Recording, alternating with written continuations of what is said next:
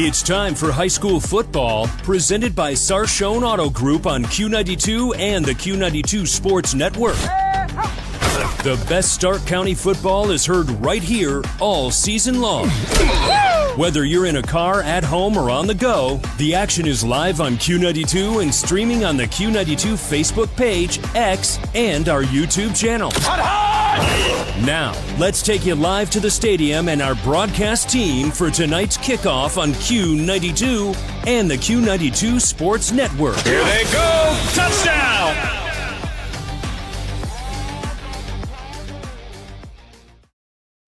Welcome to Tom Benson Hall of Fame Stadium, the home of the At McKinley Bulldogs. Tonight, in the Raiders of Warren Harding. Hi, everybody. My name is Sam Bourquin. A little bit later on tonight, I will be joined by Brian Beatty and Ryan Bevere as we come to you high atop Tom Benson Hall of Fame Stadium, and it is the RG Drag pregame show. RG Drag, learn, earn, and succeed. What a beautiful night for high school football. Glad you could join us tonight here on Q92 and Q92radiosports.com, as well as the Q92 Radio YouTube channel. We'll be with you here all night long. A lot of great games we'll be keeping track of as well, giving you scoring updates and let you know what's going on all over the area as far as high school football is concerned on this big week one on this Friday night, August the 21st.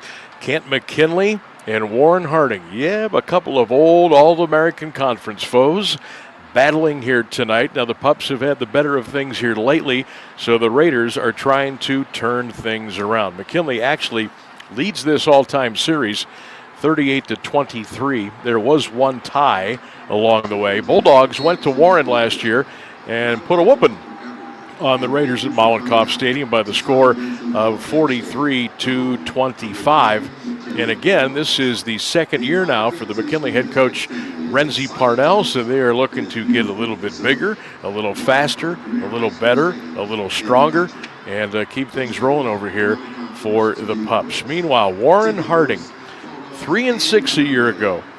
Coach Richardson getting ready for his third season now, and they have got some talent on this football team. They have size and speed on offense and defense. It's just a matter of them putting it together. Some of the names you want to watch out tonight, the quarterback, he's a senior, James Jones. He's 6'3", 215 pounds.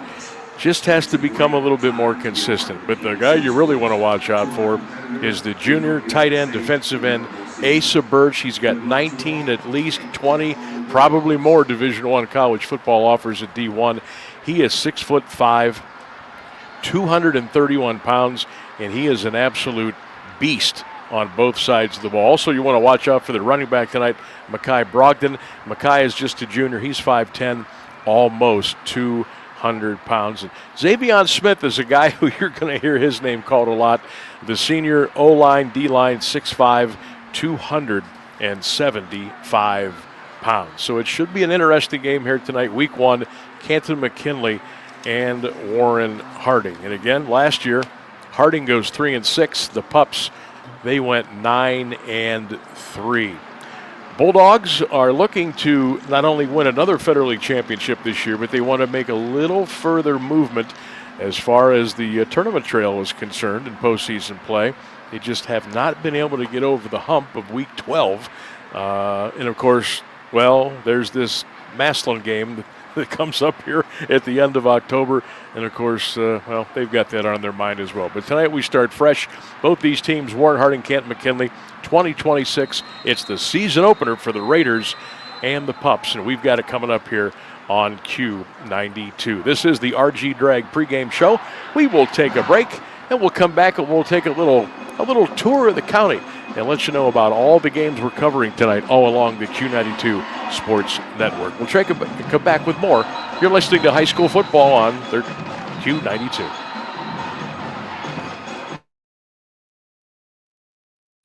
Northeast Ohio knows football, and Sarshone Auto Group knows Northeast Ohio. As an official partner of the Cleveland Browns, Sarshone Auto Group serves our community with the best selection and the best service. From Ford, Chevy, Chrysler, Dodge, Jeep, Ram, and more. From the toughest trucks to the SUVs that fit your family. Sarshone Auto Group, an official partner of the Cleveland Browns, and the place where Northeast Ohio comes to drive. Visit Sarshone.com.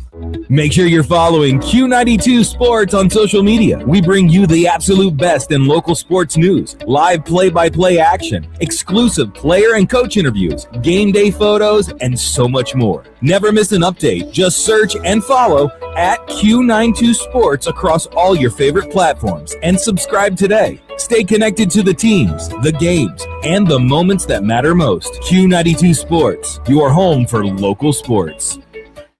Here they go. Touchdown. Christian Bigglesworth here for Q92 Sports, live in Canal Fulton, Ohio, where tonight, week 1, the Alliance Aviators are on the road to take on the Northwest Indians. Both teams have winning records and qualified for the playoffs last year, and both teams would love to repeat that performance in 2026. Aviators coach Goodman has a lot to replace on the offensive side of the ball, with graduation taking his starting quarterback, tailback, and many linemen. And Coach DeMarco would like the Indians to continue their winning ways, as they have made the playoffs every year since he's taken over as head coach. A week 1 matchup between the EBC and the Pac-7 on AM 1310 WDPN and AM 1310's Facebook and the Q92 YouTube channel. From Northwest High School, I'm Christian Bigglesworth for Q92 Sports.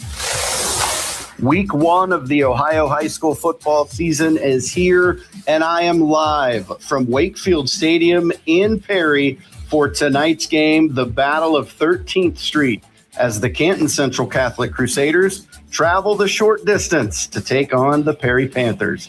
The Crusaders are looking to improve after finishing 1-9 last season. Head coach trucker Jeff Lindesmith is returning 25 lettermen from last year. Inexperience, which haunted the Crusaders last year, this year it will not be the case. For the Panthers, they are looking to get better than their 5-5 record last season under head coach Spencer Leno. Perry is looking to build and continue to get better as they climb to the top of the Federal League. Catch all the action live on the Q92 Sports YouTube page. For Q92 Sports, this is Mike Voorhees. The Massillon Tigers host the Tarbletters of Cleveland Glenville to start the 2026 regular season. The Tigers aren't rebuilding, they're reloading with everything short of drones and smart bombs. Nate Moore's team boasts talent all over the field and from all over Northeast Ohio, led by Hoban transfer and recent Oregon commit Brayton Feaster. His running back skills are eclipsed only by his linebacking skills. The Tigers fell to Glenville 33-27 in last year's opener, turning the ball over twice, being outgained 365 to 311 and losing the time of possession battle by over 8 minutes. Ted Ginn Sr.'s team is always a threat to go all the way. Can they handle the Tigers again? We'll find out tonight. From Paul Brown Tiger Stadium in Massillon, I'm Clint Scroggs for Q92 Sports. Good evening, everyone. Matt Caralli here, and high school football is back as the Q92 Sports Network kicks off our 10th anniversary season with 7 games on the first Friday night of the year. One of them sees the start of a new era at Glen Oak as Matt Dennison takes over as the Golden Eagles head coach after spending 5 seasons at Canton South that saw him win nearly 40 games, 2 Pac-7 titles, and taking the Wildcats to the state semis in Division 4 in 2023. His first order of business is to head down south to take on the Dover Crimson Tornadoes as they're coming off a 4-6 record in 2025. One of those wins coming at Glen Oak in week 1. Stark meets Tusk tonight, and you can hear all the action on Q92 Radio's YouTube channel at 7 o'clock. Live from Crater Stadium in Dover, Matt Caralli, the Q92 Sports Network. Caleb Nork with Q92 Sports live from Hartville, Ohio, as the Lake Blue Streaks welcome the Rangers of North Ridgeville. Both teams are looking to build off their playoff trips last season. North Ridgeville coach Brian Morgan has taken a team that was 2-8 when he arrived to double-digit wins in 2025, but they lost a lot of production, including Kent State recruit Cole Miller. Coach Dan DeGeorge and Lake opened up last season 6-0 before losing 4 of the last 5 behind several injuries. They're healthy. They're ready to get back at it behind do-it-all athlete Ty DeGeorge, who had 10 touchdowns in less than 5 games last season, doing it receiving, rushing, returning punts, and an interception return. Listen live on the Q92 Sports Network. Tonight, it's a Week 1 matchup between the Blue Streaks and the Rangers. From Lake High School, I'm Caleb Nork for Q92 Sports. Good evening, everyone. Welcome to week 1 of the 2026 Ohio high school football season. I'm Jay Wilhelm with Q92 Sports. I'm here live at Memorial Stadium here in North Canton as the Hoover Vikings open their season at home against Akron Buchtel. The Griffins finished 4-6 last season and are primed to have a better year this season. The Vikings come in off a 9-3 campaign from last year, finishing 4-2 in the Federal League. They defeated this Buchtel team 30-0 to open the season last year. So Coach Brian Baum and his team are looking to repeat that this year as well. Kickoff is scheduled for 7 p.m. and you can tune in at Q92radiosports.com or on the Q92 YouTube channel. I'm Jay Wilhelm live from North Canton, Q92 Sports. Here they go. Touchdown. And that's the end of the first half. The score, your financial stress 50, your wallet 0, and your checking account requesting some second half adjustments. Great teams make adjustments and come back stronger. If you're in need of a new financial partner, it's time to make a change too. At CSE Federal Credit Union, we're here to help you win with your finances. Whether you're working on paying down debt, building savings, or planning for what's ahead, our team's ready to help you make your next play. Kick off your financial future at CSE Federal Credit Union and work with a team that delivers banking that means more. The sports stories you want to talk about, the guests you want to hear from. Get it all on The Sam Bourquin Show. Join the voice of Stark County sports weekdays from 3 to 6 p.m. on AM 1310 WDPN for your ultimate local sports fix. You can also watch the show live daily on Facebook, YouTube, and X. Don't miss The Sam Bourquin Show. Weekdays at 3 on AM 1310 WDPN. This is high school football presented by Sarshone Auto Group on Q92 and the Q92 Sports Network. Welcome back to Tom Benson Hall of Fame Stadium. This is the RG Drag pregame show. Sam Bourquin, Brian Beatty, Ryan Bevere. Good to be with you on this Friday night. Beautiful night for high school football. McKinley band on the field right now doing their alma mater. We'll have the national anthem. The teams will come on the field, and we'll get ready to go here pretty soon on Q92. Hope you enjoyed all the previews from all of our crews tonight. Again, Q92radiosports.com, your best place for everything, and of course the Q92 Radio YouTube channel. McKinley and Warren getting ready to battle here. Brian Beatty, welcome into the broadcast, and McKinley Warren always gives you a little giddy up, doesn't it? Even though it's not quite the same as it used to be when they were in the old All-American Conference, but I think a lot of people are still happy they're still playing each other. They still play home and home, and it's always a fun football game. Yeah, absolutely. It goes way back to the All-American Conference, and so yeah, it's great to see two traditional powerhouse high school football teams. You can go way back. Great alumnus on both sides of the field, and looking forward to a great matchup week 1. A lot of talented football players out there on the field tonight. It's going to be a nice matchup week 1. Bulldog Band performing during the pregame here at the stadium, and again, we're waiting for both teams to come out onto the field. Looks like we're going to be a little late starting tonight. I'm just guessing by matching up the clock with the scoreboard clock, but we'll be underway here as close to 7 o'clock as we possibly can be. We will step aside. We'll take a break. You're listening to the pregame show here on Q92, presented by RG Drag. At RG Drag, you learn, earn, and succeed. We'll take a break and come back on Q92.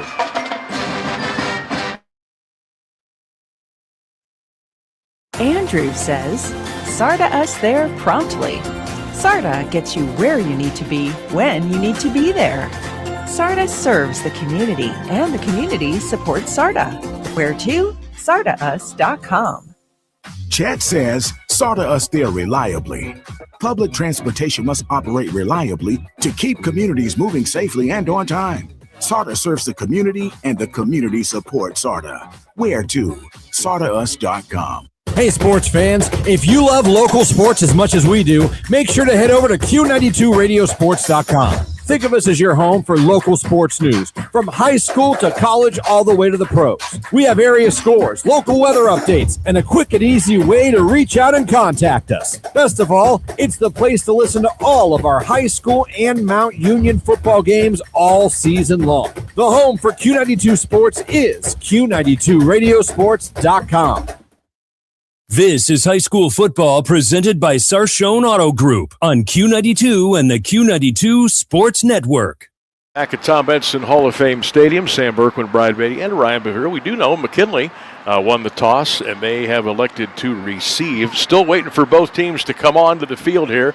As you would expect, not a large crowd by any stretch of the imagination here tonight.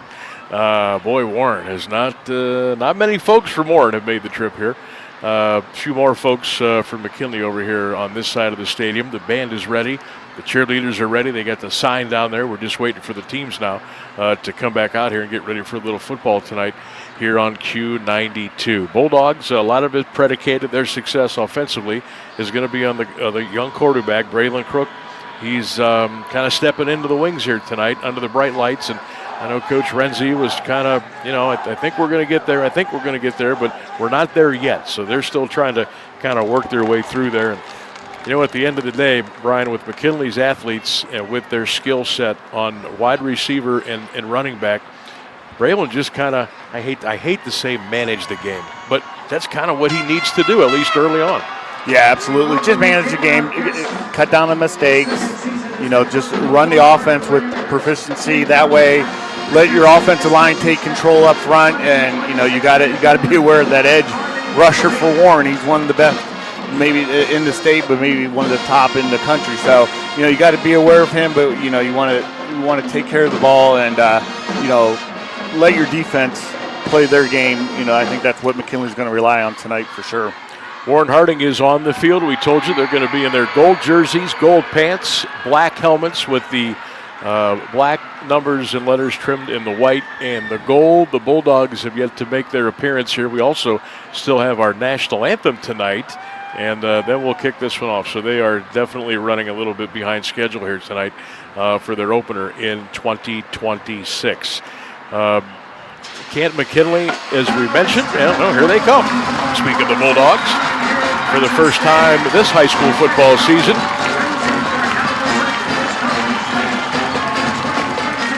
pups on the field, black jerseys, red pants, black helmets, white numbers and letters, trimmed in the red and black and white. Renzi Parnell in his second year as the head coach of the Bulldogs. Matt Richardson in his third year as the head coach of the Raiders of Warren Harding. So here's the Bulldog band playing loud and proud down there. We'll get the the national anthem here coming up, and then we'll get ready to go. Looks like McKinley's got a few more kids dressed than they have the last couple years. Talking to Coach Renzi Parnell on the Sam Bourquin show, yesterday. He said he got about between 80 and 85 sophomore through seniors. So that's a pretty good number to work with.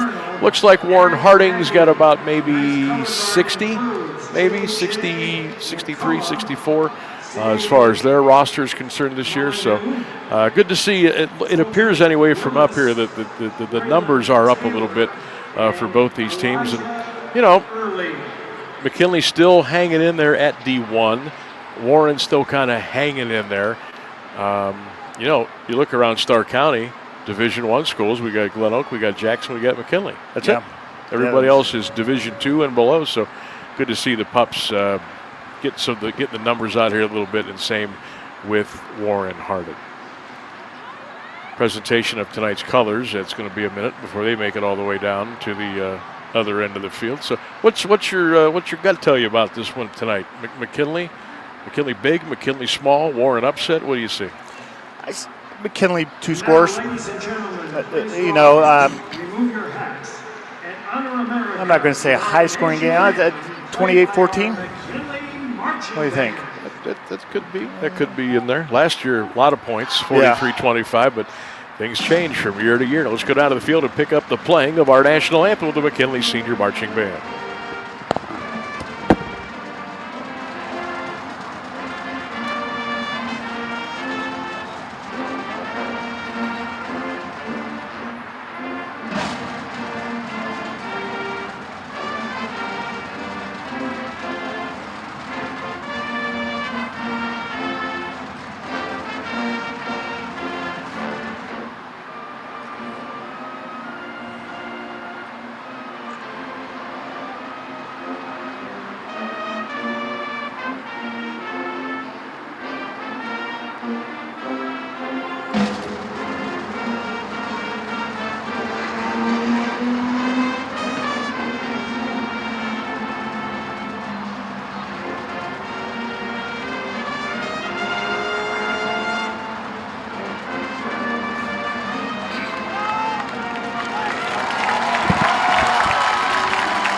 job by the At Mckinley Senior Marching Band. As I mentioned earlier during the show on 1310 WDPN, looks like they got a few more band members this year, which is good. So numbers on the uptick over here at Canton McKinley.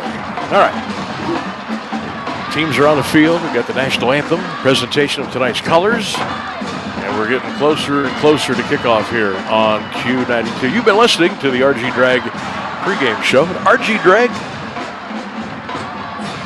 learn, earn, and succeed.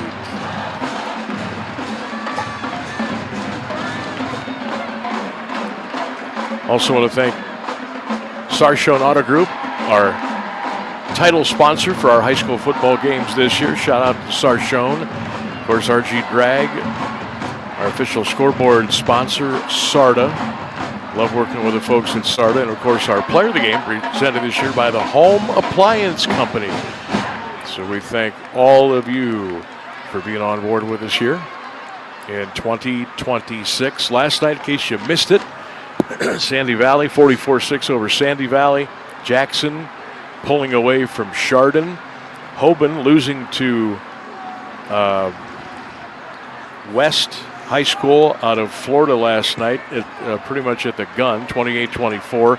Avon with a walk-off two-point conversion beat St. Ignatius, 22-21. And Cincinnati Princeton upset Moeller last night, 31-24 down at Paycor Stadium.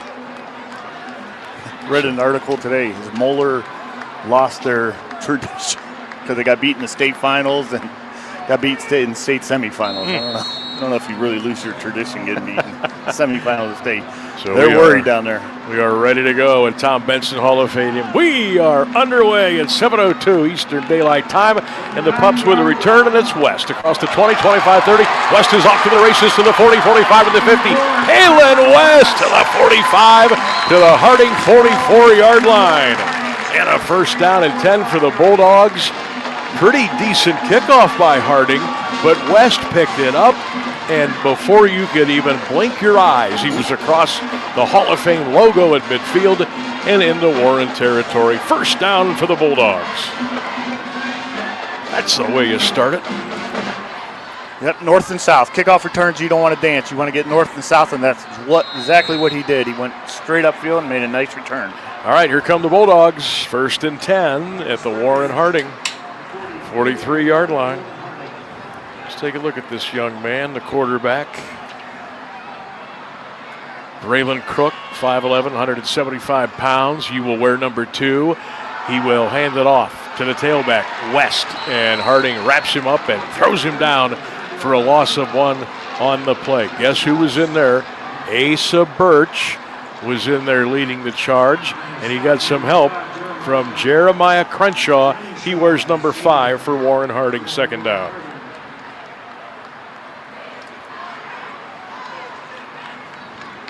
Again, the Pups.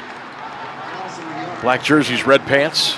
Black helmets, Harding, gold jerseys, gold pants with the black helmets tonight. McKinley going first and 10, right to left. 11-15 to the opening quarter, no score. Back to throw. Crook. Got away at the 50. Got away at the 45. Got away at the 40. To the 35, and he stayed in bounds. And Braylon Crook is all the way down to the Warren Harding 32-yard line.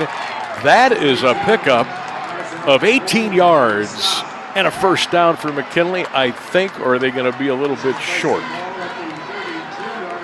Going to mark him at the 32. Yeah, come on, fellas. That's a first down. First game for everybody. I got to remember that. Yes. Yeah, we're on game 2 here. We're veterans. But I think that's what they're going to look for him. He's going to make plays with his feet, and he made a nice little move on Mr. Birch there. Kylan West, the tailback to the left, wide right, left. Fumble, the ball was loose on the ground, picked up by McKinley.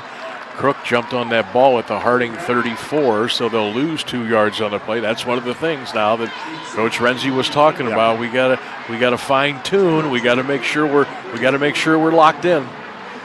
Exactly, 18-yard run, then a 2-yard loss on a drop snap. That snap was right to him. So So the Bulldogs up to the line of scrimmage, 2nd and 12 at the Harding 34. Just underway here on Q92. Sam Bourquin, Brian Beatty, Ryan Bevere with you on a beautiful Friday night. Crook's going to go back to throw.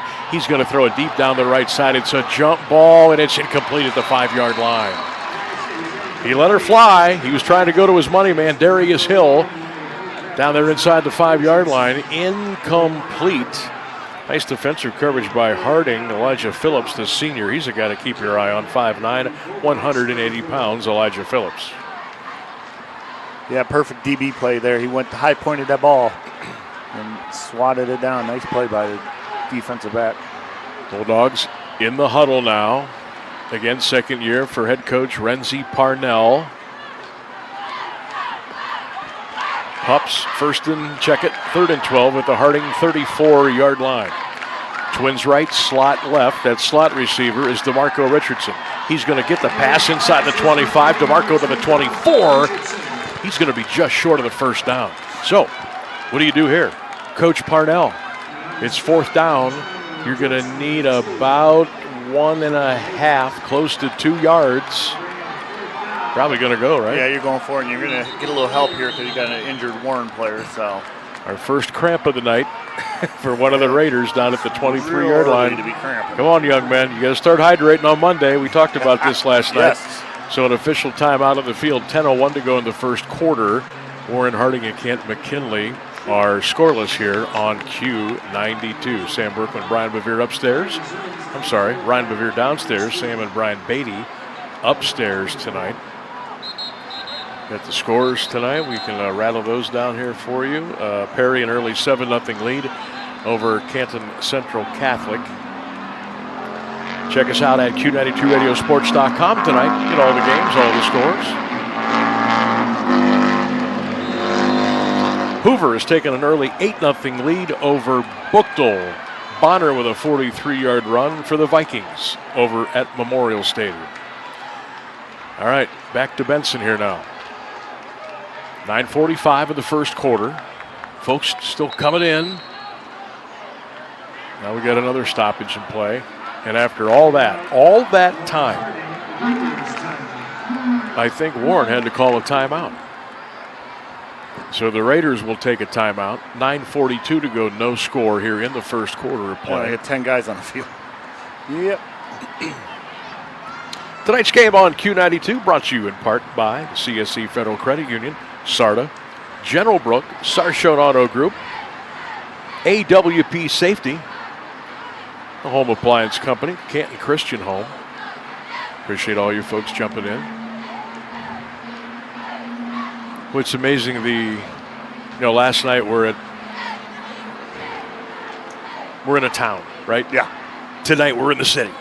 Last night we're at Sandy Valley, packed house, probably 2,500 people, people in the stands, people standing around the fence. Tonight you get the giant 20,000 seat stadium.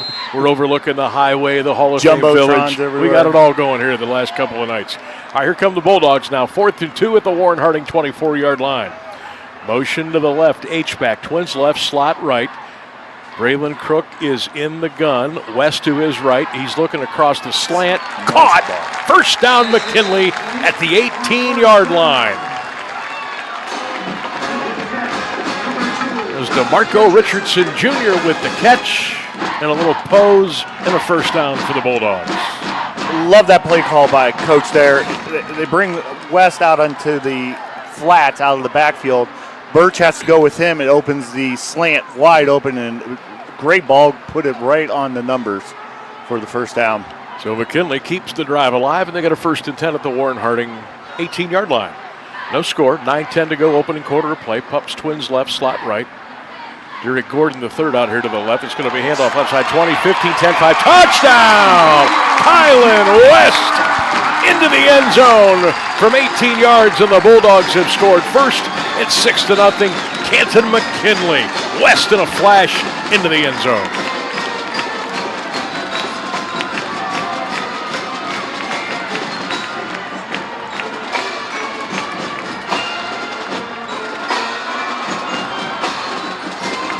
Besides a drop snap, I don't think Coach could have drew that start to finish up any better. First drive of the season for the Pups.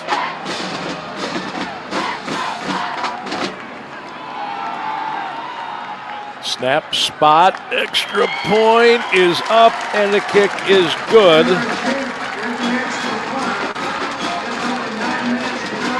I don't have an 18 on my roster. I go from 17 to 19, so we'll try to figure out who that young man is who put that extra point right through the pipes. So we'll keep it here. 9:02 to go in the first quarter. McKinley has taken a 7-0 lead over Warren Harding. Pretty nice drive there, Mr. Beatty. Yeah, it was. Like I said, I don't think you can draw it up any better for the first drive of the season with the special team effort with the kickoff return. Got him great field position and picked up a key 4th down. Yeah, a great possession for the Pups.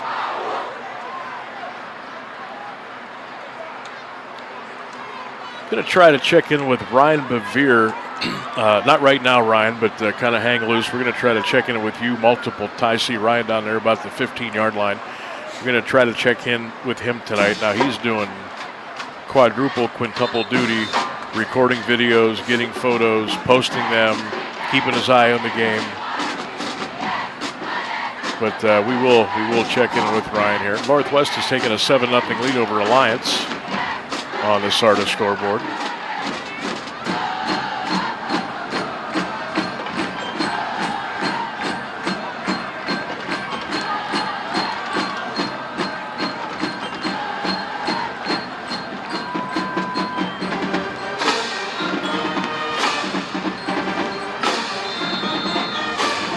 Pups ready to go.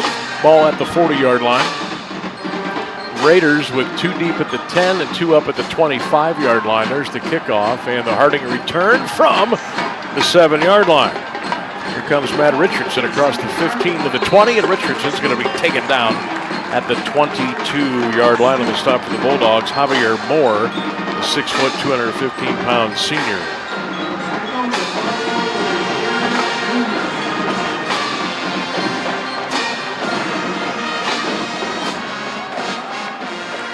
So our first look at Warren Harding on offense as the Raider band fires away in the background. You hear that, you know you're watching the Warren Harding. They still do the old chant. Oh.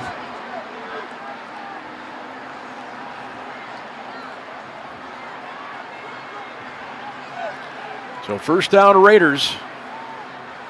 James Jones, the quarterback, turns, fires out in the flat. It's caught. That's Richardson across the 25. Richardson tried to get away, and the pup says no. Antonio Stevens comes up and makes the play, and he got some help from Trayshawn Quincy, number 59. Warren's going to try to get the perimeter. They're going to try to get the edge, whether it's to the short side or the near side. Little success there. It's a gain of 5. We'll call it second down or 5 for Harding at their own 28-yard line. 8:28 running clock, first quarter of play. 7-0 At Mckinley with the lead here on Q92. Now, I'm going to ask Brian Beatty a question here after this play that has to do with the football field. See if you notice, because it took me an hour before I figured it out today. Jones in the gun. Raiders will slot left, handoff right up the middle, and a great knifing stop by the Bulldogs. Amari Mitchell, number 8, in there to make the tackle, and that's going to be maybe a loss on the play, and it's going to be put down right at the 27-yard line. 3rd and 6 coming up for Harding. So what do you see? Just the field itself. What do you notice? A lot of hashes. They never took them off. No. They usually do. But the NFL hash is still on there. The high school hash marks are still on there. Yeah, they took the numbers.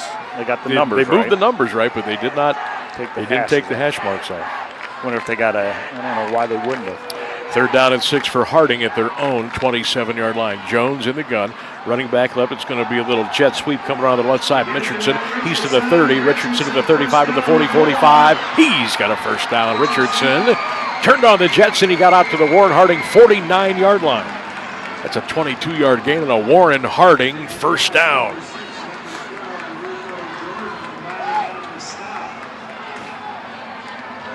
Seven 0 Bulldogs with 7:15 to go here in the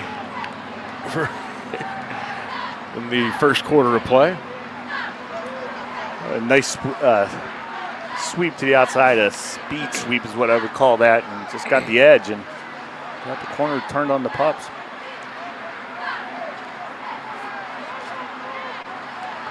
Raiders wide left, slot left. They're going to give the ball to the tailback, Brogdon, Mekhi Brogdon, who is a guy who can get loose. He can go, but the Pups bring him down right at the 50-yard line, so a gain of 1. All right, Mitchell again on the stop for the Bulldogs, who look, well, they look like a McKinley defense, right? They're quick. Yep.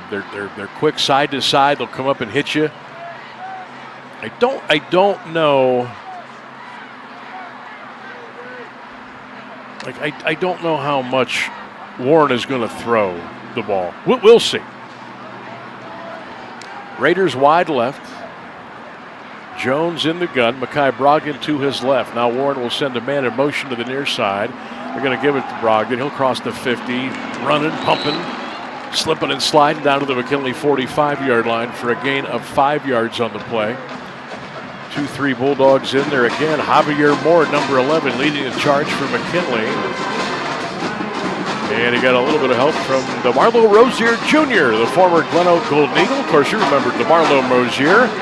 Played on those state championship teams for the Bulldogs of Kent McKinley, 96-97. Had a nice career at Kent State as well, DeMarlo. Third down for Warren Harding. 3rd and 4 Raiders at the McKinley 45. 5:50 in the first quarter at Tom Benson. McKinley in front, 7-0. Jones hands it off. It's going nowhere. Down at the 50-yard line. This time it was Derico Jordan Jr. He wears number 12 for McKinley. And Derico, they got him listed at 5'8", 240 pounds. Well, whatever they got him at, he was in there. And that play was done before it got started. I'm going to assume Harding's going to kick the ball away as at least the breeze upstairs has picked up a little bit. Not much movement with the flags. So the Raiders will punt the football away on a 4th and 9 at midfield. There's the boot, high spiral. It's a nice punt. Gets a good Warren bounce inside the 10. And McKinley will just run away from it, and the Raiders will down it at the 6-yard line.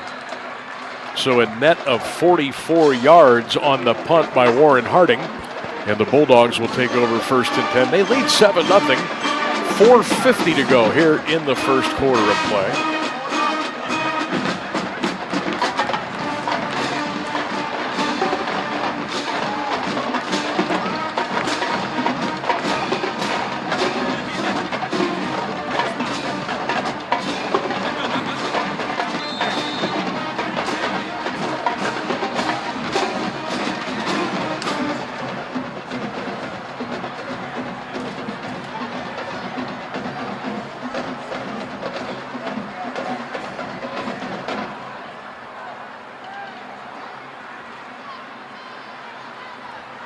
Bulldogs 1st and 10 at their own 6-yard line. Having a little trouble here getting situated. Play clock at 1. They finally snap it. Here comes Derek Gordon, the 3rd on the end around. Flag down.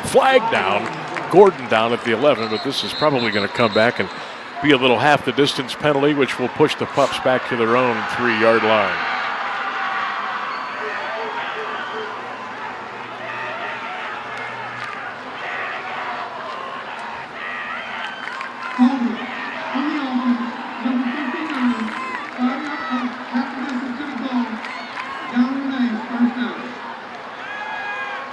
Try to seal the edge, and they decided to hold the edge there, and the flags all came in a hurry, so we won't debate that one. It must have been a true hold, correct? So that's going to be half the distance, back to the 3-yard line. 4:40, first quarter. Just getting underway here, Tom Benson. Shadows starting to set in on this side of the stadium on the turf down below. 1st and 13, McKinley handoff to the 4, to the 5-yard line, and that's it. So the Harding defensive front now stepped up. Was that Gordon? No, that was West on the carry, Kylan West. He is taken down at the 5. So they got 2 out of it. And that'll bring up a 2nd down. And almost 10. Got a pick up here. 3:55 to go, 7-0 McKinley, first quarter play. We'll check the scoreboard here coming up at our next opportunity. Also, don't forget the CSE Federal Credit Union halftime report coming up at the conclusion of our first 2 quarters of play. Crook in the gun. Here comes the blitz. Crook steps up, fires, caught. Across to 10, 13, 14. Down at the 14-yard line is DeMarco Richardson Jr. Going to be short of the first down by a couple of yards, but at least they got him out of the shadow of their own end zone. That was a pretty good throw. Yeah, great throw, and he saw the blitz coming, and they really didn't pick it up real well, so he had a little pressure right in his face, delivered the ball right where it needed to be. Another impressive throw by Crook. So McKinley breaks the huddle. Braylon Crook gets him up to the line. Crook, junior, 5'10", $175. Pump's going to go wide right, slot left. Watch the slot man down here, Darius Hill. He's one of the best around. Crook back to throw, hands it off across the 15, out to the 17, to the 18. That's a McKinley first down. 1st and 10 Bulldogs at their own 18-yard line. Kylan West picks up the yardage for Kent McKinley. There's a reason he was All-Ohio last year. He has that little wiggle as soon as he gets that ball. He makes that one move, then just that burst right after that, and he picks up that first down. 2:50 here in the first quarter of play.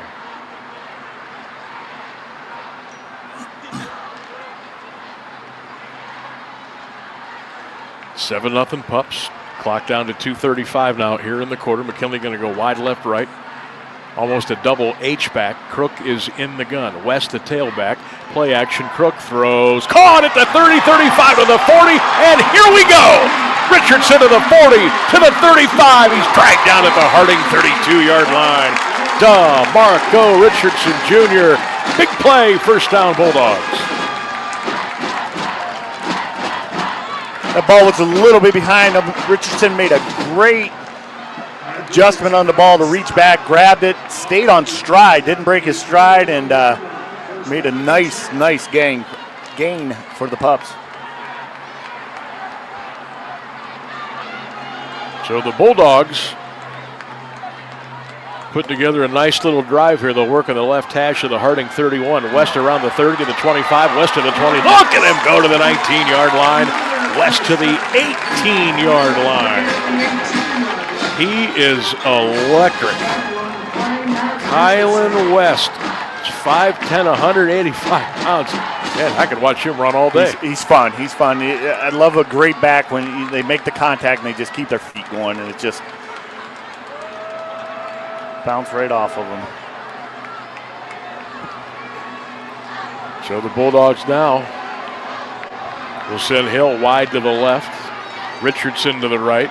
Handoff up the middle, and the Raiders were waiting for the Bulldog tailback there as they switched away from West. They gave it to DeMarlo Rozier Jr., and DeMarlo was taken down at the 20-yard line, so it'll be a loss of 2 on the play. 1:15 to go in the opening quarter. Pups 7, Raiders nothing here on Q92. Sam Bourquin, Brian Beatty, and Ryan Bevere with you on this beautiful Friday night. Temperatures in the low 70s right now. A beautiful night last night, a beautiful night tonight. Yes, it is.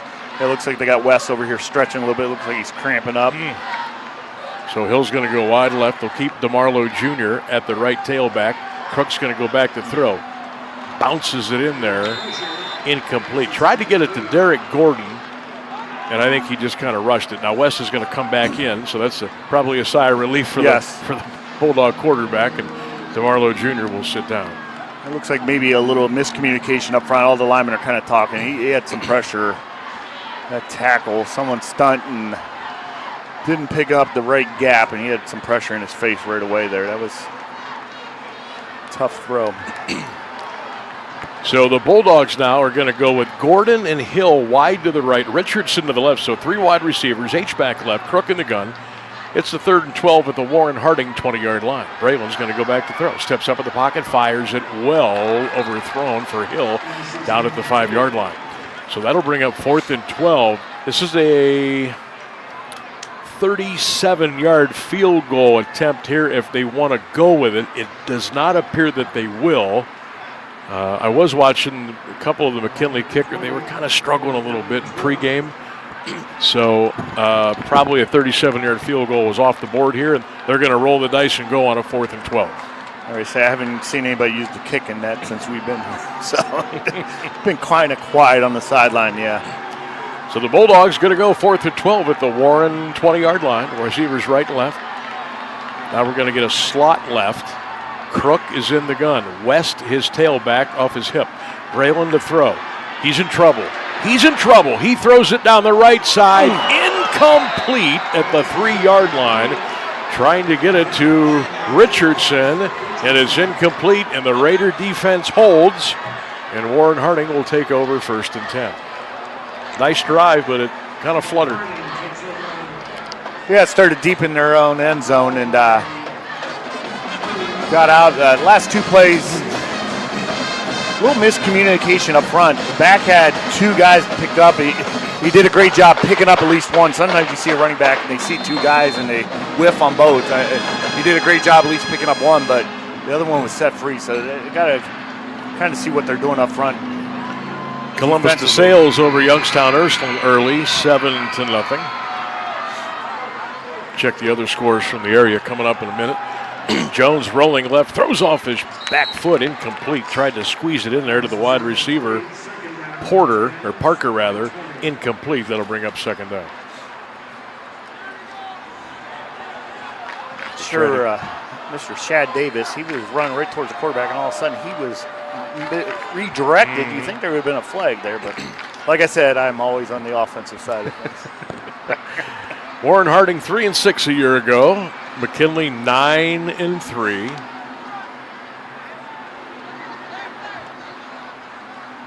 Perry and Central Catholic are tied 7-7. Massillon 7, Glenville 6 late in the first quarter at Paul Brown Tiger Stadium. East back to throw. Almost intercepted at the 22-yard line by the Bulldogs. Almost picked off by Shad Davis. We were just talking about him, yes. So on cue, Shad almost got an interception, but the ball goes to the turf incomplete. That'll bring up 3rd and 10 for Warren Harding. 7-0 Bulldogs, 29 seconds to go in the first quarter of play here on Q92. Q92 Sports Network. If you're out there watching and listening to us on the Q92 Radio YouTube channel, we got the chat open for you. So if you want to get in there and interact with us during the broadcast tonight, we'll shot you back. 3rd down, Harding. See if the Bulldogs blitz. They are blitzing. Jane throws it deep left side, incomplete. He tried to squeeze it to Austin Blackwell, but I'm going to tell you what, the young man, James Jones, had no time for Warren Harding. He had to throw that baby away. Incomplete. And the Bulldogs defense again will force the Raiders to bring on the punt team. That's a nice defensive series there by At Mckinley. I'm watching them just as an offensive mind here. I was watching Davis a little bit more there. They line him up everywhere, and they're just moving everywhere. It's really hard to see where they're coming from. Blitz pick up, and if they're going man, they'll look like a zone, and their defense is on track. Edmonds with the punt. Nice punt. Spiral turns over. Bulldog return at the 50. To the Warren 45. To the 44. Darius Hill brings the punt back, and the Bulldogs will set up shop at the 44-yard line of Harding. 1st and 10. 16 seconds to go here in the first quarter of play. Tonight's game brought to you in part by SARTA, the Stark Area Regional Transit Authority. SARTA.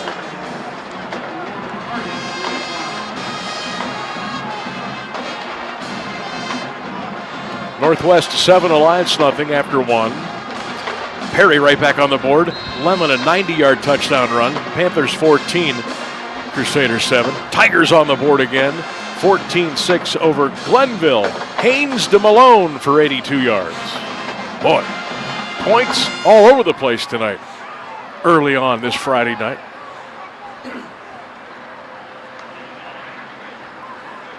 Bulldogs with the ball now. 1st and 10 at the Harding 45, going right to left. Gordon's going to go in motion behind his quarterback. Crook is going to look left, nothing. Look right, nothing. Now he's going to go left 45-40 and out of bounds. There was nowhere to go. But at the end of the day, he picked up 6 yards, all on his own. 2nd down and 4. not really a video player, but I think you take the control and you kind of turn it backwards. He turned backwards like he was going to run to the other side of the field and then took off this way. Yeah.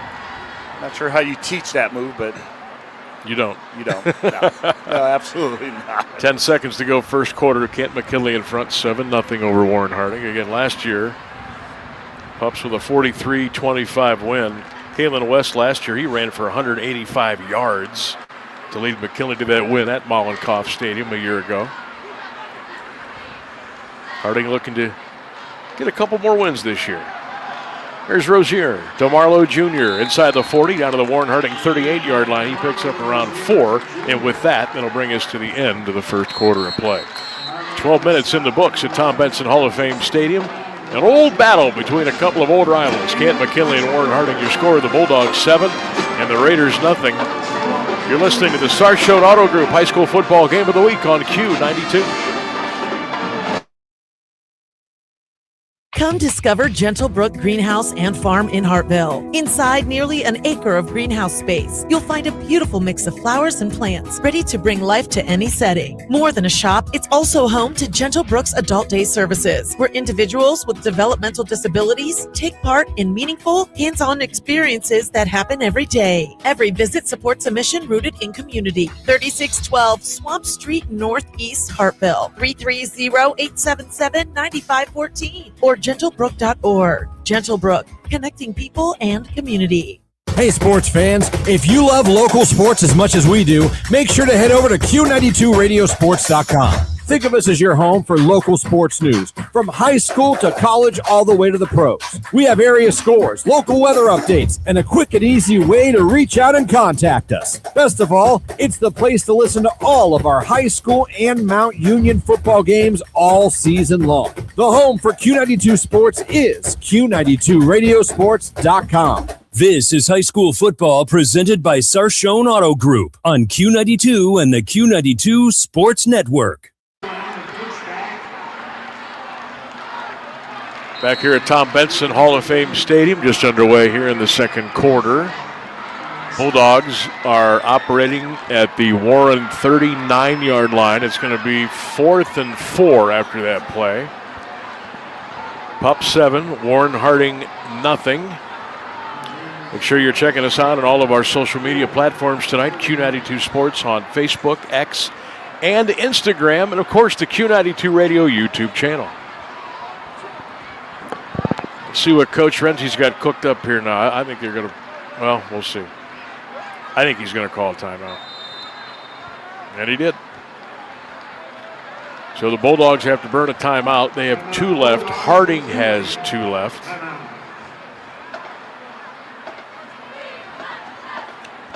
I think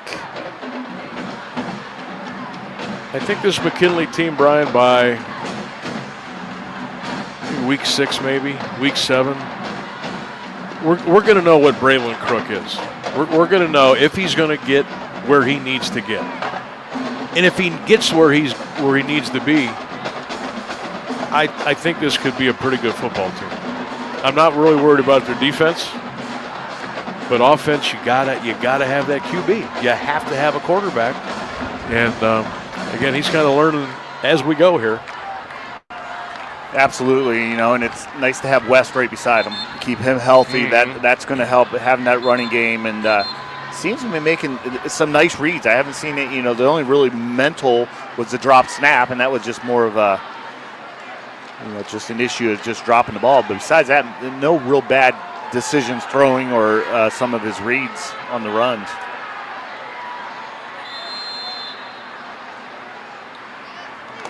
Fourth down and 4 for the Dogs at the Warren Harding 39.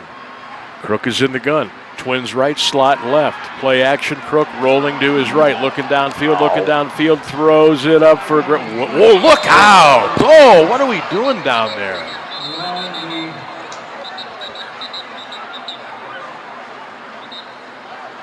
So you've got, that ball was thrown 8 yards out of bounds. You've got a couple of folks down there, and I know what they're doing. They're in the lawn chairs, but they've got the McKinley Live Bulldog mascot. And the ladies, one of them got completely run over. The dog wagon got run over. You might want to move back there a little bit. Just for safety purposes, everybody's okay. You got to be mobile in that area. You'd be able to get up and move quick in those areas, yeah. Nice gesture by the Bulldog receiver, come over and give a hug to the young lady that got run over. But Coach came over and made sure everyone was okay. Yeah, let's move those chairs back. What do you say? Yeah, like way back.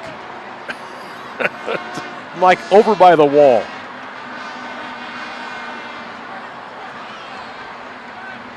The Bulldog was a little startled as well. And the Bulldog is okay. He's okay. I don't know the name of this year's. No one was bitten.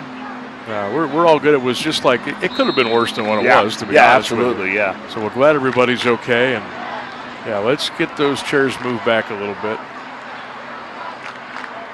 I don't know the name of this year's Bulldog. It used to go, they had one that was called Diesel for a long time. And I used to go down there and get little pictures with them and give them a little pat on the neck. I love Bulldogs. I mean, as a pet, I think they're great. Handoff right up the middle over the right side. That's going nowhere. Loss of a yard on the play as we're back to action and out of the kennel here at Tom Benson. 10:55 in the first half. Still 7-0 Canton and McKinley here on Q92 and Q92radiosports.com. Yeah, number 51, Caden Dawkins, playing nose guard there, made a great play. Contact at the line of scrimmage actually for a loss of a yard.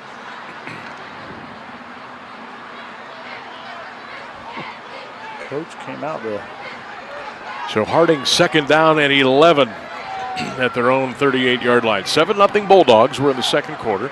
Jones hands it off over the right side, and Brogdon got bottled up and taken down right at the line of scrimmage. This McKinley defense is suffocating. Antonio Stevens with the tackle for the Bulldogs. 5'11", 230 pounds of nothing but muscle. He made the tackle through the running back. He was trying to block him, and unfortunately, in high school, you can't cut. And that makes it tough for a running back, and I know that for a fact. It's a lot easier when you can cut those guys, and when they know they can't be cut and they come full bull right through your chin, it's a tough situation. But he did stand in there and take it. Kai Parker to the left. Pass, right side caught. That's Richardson. Matt Richardson across the 47 to the 48-yard line. Just short of the first down.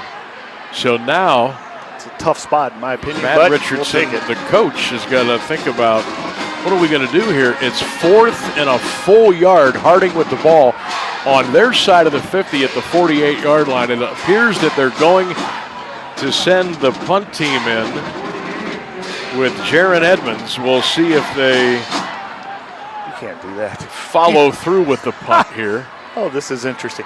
I don't know if you've seen the snapper here. 88 just brought his own football out and tried to switch the ball out for a punting ball. You can't do that. So they're going to reset the 25 here. Edmonds gets the snap. He's going to try to pooch it out of bounds. Hangs it up. It's caught at the 12. Here we go. Bulldog return to the 10 to the 15. Got away at the 20 to the 25. 26, 27, 28. Shad Davis down at the 28-yard line. Nice return by Shad. And that's where the Dogs will take over 1st and 10. 8:39 to go in the first half. McKinley 7 and Warren Harding nothing. We'll take a break here. We'll take a 30-second break, Rainsburg. You're listening to high school football right here on Q92.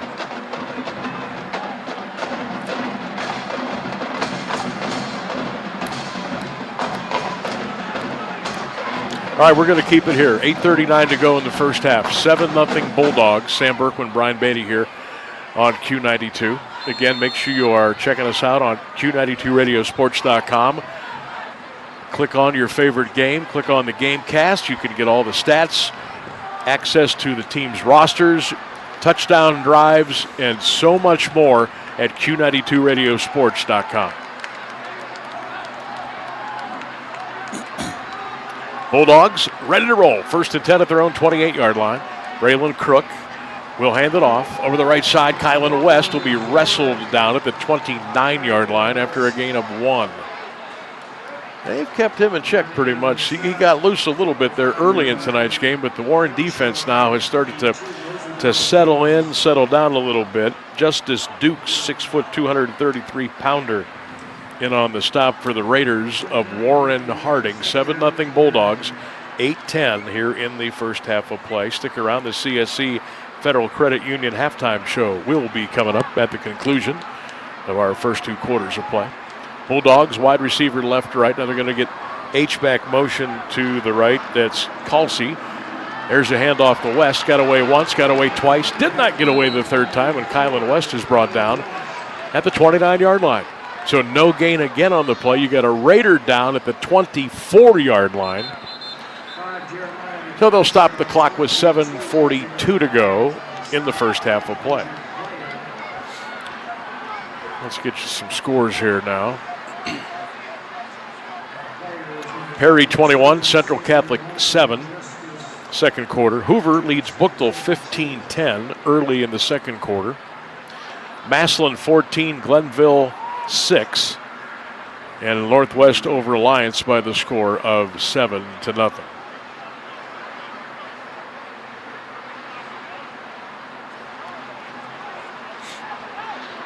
Let's see. I tell you what, we got an opportunity now. Let's go down and check in with Ryan Bevere. Ryan, I think you're there with me, down there on the sidelines here at Tom Benson. What's happening down on your level?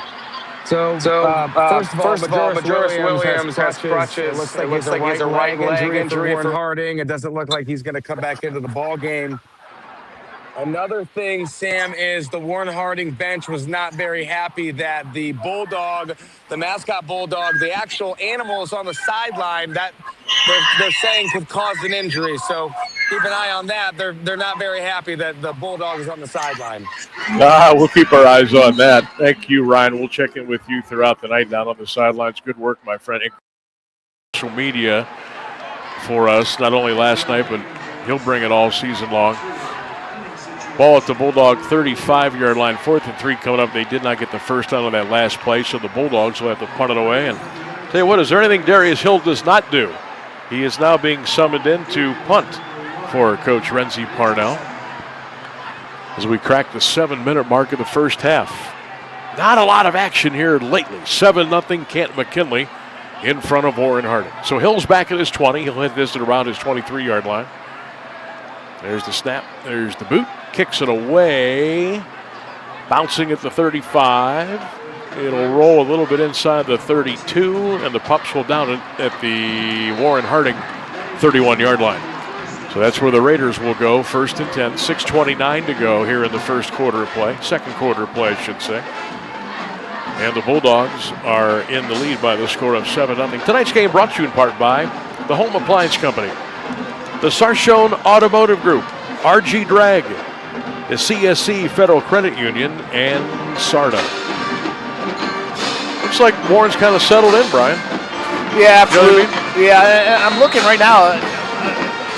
I don't want to say concerned, but the last 2 drives, all up front for the At Mckinley, they've really been outplayed up front. I don't know if they're just not picking up the schemes that they're running up front. I'm trying to watch a little bit. I don't see, some stunts and some blitz, and they just seem to not be filling their gaps right, and that's a concern. I haven't seen, it's really not the quarterback Crook's fault or anything that way. I just haven't seen it up front play right now. It's been a little disappointing the last 2 series.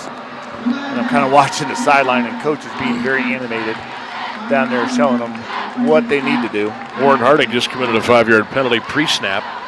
So they will be marked back to their own 26-yard line. 6:29 first half, Bulldogs 7, Raiders nothing here on Q92. Again, if you're out there listening and watching with us on the Q92 Radio YouTube channel, get those comments in. We'll interact with you during the broadcast tonight, give you a shout out. Appreciate all of you listening and following along tonight. Handoff coming around the left side and down to the 23-yard line. They may have gone for more for Brogdon, but he slipped and fell and went down. And just like that, the run comes to an end at the 24-yard line. So now it's 2nd down and 17. Now this is where the Raiders have to kind of make a little something out of nothing here these next couple of plays, because the Bulldog defense is going to have their ears pinned back and ready to go. Yeah, last thing you want to do against this defense is play behind the sticks, and that offside right off the bat does not help, and then a loss on the next play. Richardson wide left, James Jones in the gun, H-back left, tailback left, straight handoff over the left side. That's Brogdon. He'll pound his way across the 25, Brogdon to the 26-yard line where he is brought down. For the Bulldogs, Julius Gerald's number 20, 5'11", 200-pounder on the stop for the Pups. A lot of new names. Well, yeah, there's quite a few new names for this McKinley team this year, offense and defense. You know the Hills, the Gordons, the Crooks, the Richardsons, the Stevens, the Wests.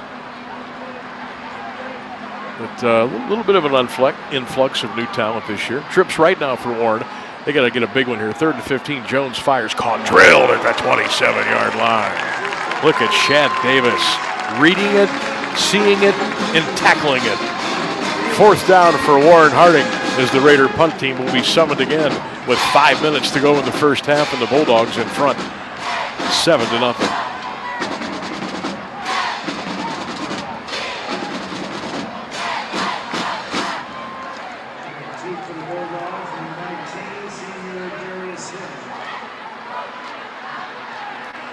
Keep your eyes on Darius Hill, the return man for the Bulldogs. He's back at the 35-yard line. Edmonds will boot it at the 18. Another nice punt. Hill at the 35 comes up and catches it. He gets hit once, twice, 3 times, 4 times, and down. Darius Hill is down at the McKinley 40-yard line. Flag down? Yep. Yes. Flag down here on the near side between one of the 4 sets of hash marks right at the 39-yard line. I don't know what this could be that far away. We'll get the call here from our referee. Holding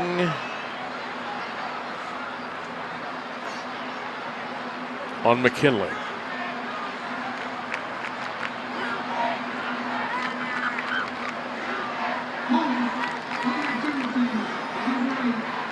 So holding on the Bulldogs. That'll be a 10-yard walk-off from where the play stopped. So the Bulldogs will be getting the ball right around their 30-yard line. 4:47 to go in the first half. Still Pup 7. Warren Harding nothing here on Q92. Q92radiosports.com. Chad Boswell checking in, says let's go Pups. Brian Christian, let's go Pups. Timothy Fry checking in with a let's go Pups. Guys, thanks for hanging out and listening tonight here on Q92. CSE Federal Credit Union halftime report coming up, but still 4:47 away. Bulldogs going left to right in this second quarter. Sun starting to set here in the Hall of Fame City on a beautiful Friday night. Crook in the gun. Braylon hands it off West. That's Gordon, rather. Got away once, got away twice, got to the 31, got to the 32-yard line. Tell you what, Derek Gordon the third. There was no more room for him to run through than a half of a millimeter. He was able to squeeze his way out to the 31-yard line, and that was 3 hard-earned yards for Derek Gordon. Got to keep their feet moving. Keep chopping. Chopping and keep those feet moving. That's another nice run by a McKinley running back.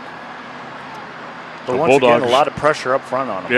Yeah. Harding's, they're big and they're not tall, but they are big and they are fast. They got a couple of nice-sized defensive ends too. Yeah. And Asa Birch is, well, one of the best around. DeMarlo Rozier goes in motion. Crook steps back. He's going to be sacked back at the 24-yard line. Holy cow, he had no room to run, nowhere to go. Brandon Butler, number 65, made the first hit for Warren Harding, and a couple of his defensive friends cleaned it up. I mean, when we say sometimes, well, the quarterback didn't have much time. Yeah. I'm telling you right now, he had no time. But Braylon Crook trying to shake the cobwebs here a little bit. Coming up on 3:20 to go in the first half. It's still McKinley on top by 7. Yeah, and they're not double teaming Asa. They had him singled up, and they had a decent job by the tackle. So it's not they're doubling up Asa. So McKinley now 3rd and 13 at their own 25. They're going to pitch it out to West, and Kylan West is going to be taken down at the 26-yard line. Guess who? Brendan Butler on the tackle for Warren Harding, and the Bulldogs will send in the punt team on 4th down and long. Well, whatever adjustments Warren needed to make, they made. And quickly, yeah. I've been very impressed with what they were doing up front. It has to be something they were not expecting, because and this is going to be a key adjustment going in at halftime, what McKinley's going to adjust to what they're seeing here. Darius Hill back to punt it away at his 10-yard line. There's the snap, the kick, low knuckleballer. He kicked it away from the Raider receiver, and they're just going to let it go inside the 40, and the Bulldogs will down it at the Warren 38-yard line. They don't want Matt Richardson to touch that ball. And the ball is down by McKinley at the 38. 2:13 to go here in the first half. 7-0 Bulldogs here on Q92.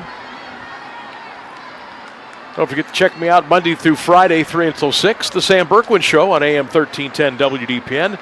Talking local, college, high school, pro sports, what's going on locally, interviews, and a whole lot of fun. Monday through Friday, 3 until 6. Sam Bourquin Show, 1310 WDPN. Well, let's see if the Raiders do a little something here. Triangle trips to the right, slot left, set back to the left. James Jones turns right away, fires it right side, caught by Richardson. They want to get him in space, and McKinley says, no, you don't. And they'll bring him down right at the 35-yard line. Big-time tackle by Shad Davis and Javier Moore. They have been all over the field. I like that terminology, triangle trips. I've never heard that. Bunch trips, what I would call triangle trips. But the only problem, they ran it like it was a screen out there. Two of the other receivers want to block someone there, and they didn't block anybody. Nope. I mean, that was a gang tackle on the outside. Nice play by the Pups defense. 5 black shirts, 3 gold ones. McKinley wins that one.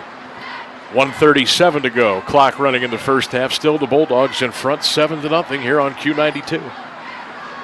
Raiders, 4 wideouts again. James Jones to throw it deep left side. He's got a man, but it's almost intercepted at the 31-yard line. Almost picked off by Dwayne Robinson, number 7, one of the returning lettermen for Coach Renzi Parnell. And it goes to the turf, incomplete, and it's 3rd down and 13 for Warren. That was just a jump ball and go get it. Warren didn't get it. McKinley almost did. Yeah, once again, Warren playing behind the sticks. It's tough against this McKinley defense doing that. So if you're McKinley here, do you send the house a little bit, or do you just kind of play it safe? Raiders 3rd and 13 at their own 35-yard line. Try trips to the left this time. Jones hands it off the middle, 40, 41, well short of the first down. Renzi Parnell says call timeout for McKinley. They get the timeout. No, they haven't gotten it yet. They called for it. I think they'll adjust the clock there. They should have got that stopped at about 1:14. Yeah, that's what I'd say too. So we have a timeout. Ooh, 1:18. There you go. Okay. I don't even think the play was over at 1:18, but we'll take it. So 1:18 on the scoreboard clock here at Tom Benson Hall of Fame Stadium. 1:09 right now. Now it's 1:18. 7-0 Bulldogs. We're in the second quarter. CSE Federal Credit Union halftime report is coming up. Again, Q92radiosports.com. Click on the game you want to hear, the stats you want to get, the drives you want to relive. It's all happening right now. All of our games, live coverage, audio, and a whole lot more at Q92radiosports.com. So that's an old football trick there. That's one of the coaches on the sideline, most likely his get-back coach or whoever's kind of his guy who takes care of the clock, timeouts for him. Mm-hmm. It's just telling the official 1:18 because they're not looking at the clock. And just kind of put the extra 4 seconds on there for them.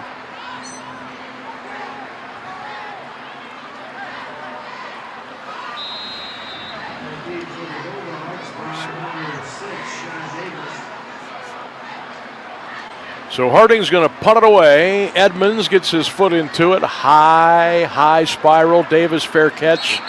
And he makes it at the McKinley 35. So A minute 10 to go.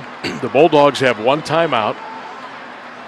And they will go 1st and 10 at their own 25-yard line, so they're 75 yards away from pay dirt. Again, halftime activities coming up, presented by CSE Federal Credit Union. We'll check the scores, and you'll get the news coming up. You get the weather. We'll get you all squared away with the halftime report coming up here on Q92. Guardians and Rockies, they will not start till 8:40. So about a half hour or so there yet. Here come the Bulldogs. 4 wideouts now for Braylon Crook. Crook in the shotgun, set back to his left. He'll go back to throw. Braylon throws to the setback. Rozier got it, and DeMarlo Jr. going to be taken down after a gain of only 1. That'll bring up 2nd down to 9. Bulldogs got to kind of hurry a little bit here now. 58 seconds to go. They do have 1 timeout remaining. Harding still has 2 left in their pocket. McKinley now going to line up trips to the right, slot to the left. Hill is out here to the near side. Braylon Crook in the gun. There's the snap. He'll go back to throw. Steps up in the pocket, fires it, caught. First down, Darius Hill at the 40. Hill got away to the 42, and Darius Hill's out to the 43-yard line. Now they'll stop the clock, and they'll move the sticks. 38 seconds to go. Not sure on the McKinley kicking game this year. They might have to just go down and try to get a touchdown. Crook steps up, spikes it. 32 seconds to go, and that'll bring up 2nd down and 10. Nice ball he threw there to Hill. Yeah, when he has it's there. time. When he's got time, it's there. And once again, defense, I hate when they get in this prevent. I would have kept the pressure on them, especially when they were on more down in their end zone down there. Went so much prevent, kept that pressure. Marco Richardson's going to go wide to the left, Darius Hill wide right. You got a Bulldog slot each side. 1 setback, play action. Braylon's going to go back to throw it deep left. Got a man caught inside the 30 to the Harding 27-yard line, and a 1st down. That's a heck of a catch. Legacy Lee. 1st and 10 Bulldogs. They'll spike it with 21 seconds to go. What a play by Legacy Lee. Great catch going up, high pointing that ball, but after that catch, what he did was even more impressive. He caught the ball, didn't showboat, didn't make look at me, what a catch. Got up and sprinted to the line judge. Yep. Got the ball placed, got down, and that took 9 seconds, I think? Yep, 9 seconds. I mean, that's great. After that play was a great play, too. And the Bulldogs still got that timeout in their pocket. 21 seconds to go, 2nd and 10 pups at the Harding 27-yard line. Trips right, slot left, Braylon Crook in the gun. He'll go back to throw. He's running for his life. He's got to throw it, and he does out of bounds. Good play, smart play, get it out of bounds. Stop the clock, 16 seconds to go. But now it's 3rd and 10 McKinley at the Warren 27.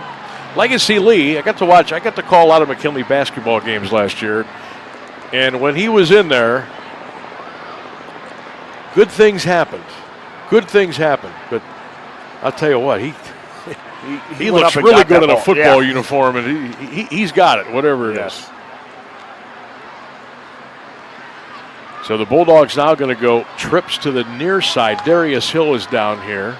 Richardson wide to the left. McKinley 3rd and 10 at the Harding 27.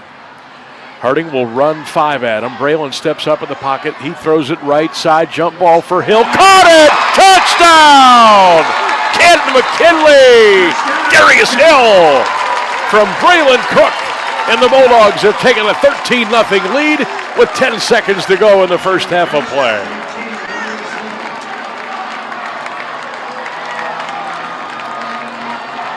Darius Hill just makes plays. Braylon Crook, all the confidence in the world, threw it over to the right side by the pylon. Hill caught it, kept his feet in bounds, and a Bulldog touchdown. That's a demoralizing score against Warren Harding right there. Bulldogs in for the PAT. Hill will hold. Number 18 for the Bulldogs will kick the extra point. We don't have a name for him in our book yet. There's the snap, spot, kick up, good. And with 10 seconds to go in the first half, it's Kent McKinley 14, Warren Harding nothing. Big drive, Brian Beatty. Big drive. Yeah, absolutely. What I call that is a NASCAR hurry-up offense, however you want to do it. But great pass there by Crook. Asa was coming off the edge. They finally brought him. I don't know why they didn't bring him earlier. He stepped underneath him, delivered a great ball, great catch in the end zone. But, yeah, start to finish, that's a well-coached team right there. That was a great hurry-up NASCAR offensive drive. I mean, they got set, they kept their timeout, correct? Yeah, they didn't even use their timeout. I mean, that's perfection there. That's a nice drive. Great opening drive, great closing drive to the quarter. Get out here with this 10 seconds. Nothing dumb here, but yeah, go to halftime and fix some of the stuff up front that they probably didn't expect, and have a big second half. So McKinley with a 14-0 lead over Warren Harding. Louisville 3, New Philly 0. That game has just gone to the half. Halftime, Northwest over Alliance 7-0. Lemon has scored his 4th touchdown for Perry. The Panthers lead Central 28-7. Hoover all over Buchtel 10-0 late in the second quarter. There's the return by Harding out to the 34-yard line. I'd imagine the Raiders will just take a knee here, down 14-0, 1st and 10, and 65 yards to go. Lake over North Ridgeville 7-0 late in the second quarter.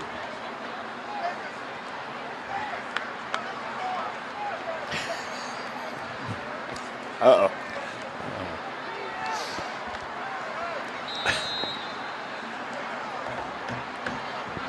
Some things you just can't repeat. As funny as they are, you just can't repeat them. I was driving back today. I heard you shouting out the Hall of Fame City. Hopefully he's out there listening tonight. Yes, he is. Yeah, he texted me earlier today, and look, prayers out to him. Hudson leads Fitch 10-3 late second. Handoff over the right side. Again, Warren Harding just kind of running the clock out. Now, that was Mekhi Brogdon with a loss of 2 yards on the play. I'll tell you what, the McKinley defense was A+ tonight. Yes. And the offense kind of coming around. We played 2 quarters at Tom Benson Hall of Fame Stadium, and the guys in red and black are in a pretty good mood going to the locker room. Your score, Kent McKinley Bulldogs 14, the Warren Harding Raiders nothing. Stick around. The CSE Federal Credit Union halftime report is coming up next. You're listening to the Sarshone Auto Group High School Football Game of the Week on Q92.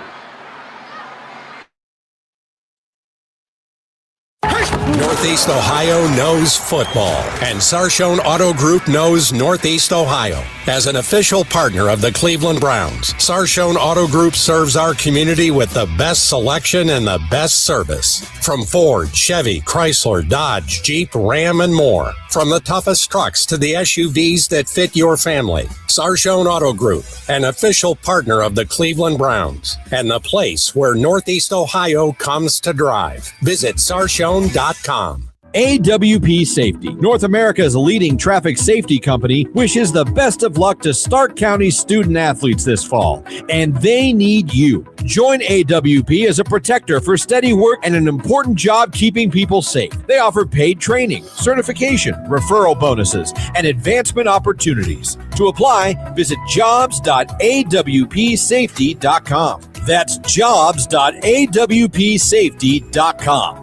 RG Drag, Stark County's premier career center, offers programs that prepares its students at the high school level for careers and continued education beyond high school. Upon completion, RG Drag students have an immediate opportunity to obtain a well-paying job in many exciting career fields. We offer everything from culinary, dental assisting, engineering, sports turf and landscape, welding, and so much more. Contact RG Drag to find a program and career that's the perfect fit for you. RG Drag, where careers begin. Missed the big game? Don't worry. Q92 Sports has you covered. Head over to the Q92 Sports page on SoundCloud right now. From high school football, basketball, baseball, and softball to Mount Union football and basketball. We've got it all there for you to listen to in our massive archive that stretches from today's games all the way back to the launch of Q92 Sports in 2016. Follow Q92 Sports on SoundCloud today. We'll get back to football in just a few moments. Right now, it's time for Halftime News, sponsored by CSE Federal Credit Union. Two Canton police officers under review after mistakenly detaining a 14-year-old boy in his front porch Monday while searching for suspects in a series of car thefts. The doorbell camera captured the encounter, including officers yelling expletives at the teen. Public Safety Director Andrea Perry says she does not condone the officers' language or actions, calling the interaction unacceptable, saying it does not reflect Canton police standards. Mayor William Shearer also called professionalism and expectation of every city employee. A city spokesman says the incident remains under investigation and officials will await the results before deciding whether any punishment is warranted. The Ohio Supreme Court has upheld the death sentence for a man who killed a woman and her two daughters in North Royalton in 2017. Court ruled Wednesday a Cuyahoga County three-judge panel properly sentenced 54-year-old George Brinkman to death after he pleaded guilty to killing 45-year-old Suzanne Taylor, 21-year-old Taylor Pfeiffer, and 18-year-old Kylie Pfeiffer. Brinkman had previously been sentenced to death, but the court ordered a new proceeding because he was not properly advised of his rights when he pleaded guilty. In 2022, Brinkman again pleaded guilty and received the death penalty. He's under a sentence imposed in Stark County for the 2017 shootings of Rogel and Roberta John in Lake Township. The North Canton Public Library will undergo renovations. The next several weeks will see much of the library's collection, offices, and operations move into the Hoover District space at 339 East Maple Street while the work is done. It's expected to open in late September. Current location on North Main Street will close August 23rd. $5.5 million in renovation work will be done on the facility, which opened in 1953. An expansion is planned that would add a children's programming room on the first floor. The library's savings, a private foundation, and donors are paying for the project. The victim has been identified in a house fire in East Liverpool early Tuesday. Firefighters were called to the 2000 block of Ohio Avenue around 2 o'clock and learned the occupant was still inside. A two-story home collapsed during the blaze, and an excavator was used to recover the victim. He was identified as 62-year-old James Spencer. The state fire marshal is investigating. An autopsy is yet to be completed. A Trumbull County grand jury has indicted 3 people for alleged abuse of a functionally impaired woman. 28-year-old Dawn Slusher and 22-year-olds Rosanna Davis and Bryce Davis face charges including abduction, assault, and failure to provide for a functionally impaired person. Slusher also faces a theft charge. Police were told in June the woman feared for her life, was being beaten, and had her money taken. An employee with a disability services organization said the victim had written notes describing what was happening because she believed someone was listening to her. The woman was listed as missing when police received the report. The 3 suspects were arrested July 2nd. They're scheduled for arraignment in Trumbull County Common Pleas Court next month. More news after this. Never miss a single moment of the action. Search for Q92 Radio on YouTube right now and hit that subscribe button. When you turn on alerts, you'll know the exact second we go live. It's your destination to listen to all of our high school and Mount Union sports broadcasts. Plus, you can watch the Sam Bourquin Show live weekdays from 3 to 6 p.m. and catch exclusive interviews with local athletes, coaches, and insiders. Subscribe to Q92 Radio on YouTube today. A man arrested after a Warren police officer-involved incident has been indicted. 18-year-old DeAndre Douglas charged with 2 counts of attempted murder and felonious assault, as well as a weapons count. The case was bound over from juvenile court. The incident took place May 15th after a pursuit through the city. Officers responded to the 1800 block of South Street Southeast for a report of someone waving a gun. Police say the driver refused to stop and the chase ended on Charles Avenue. Someone in the vehicle reportedly fired at officers who returned fire. 1 person was wounded. No officers were injured.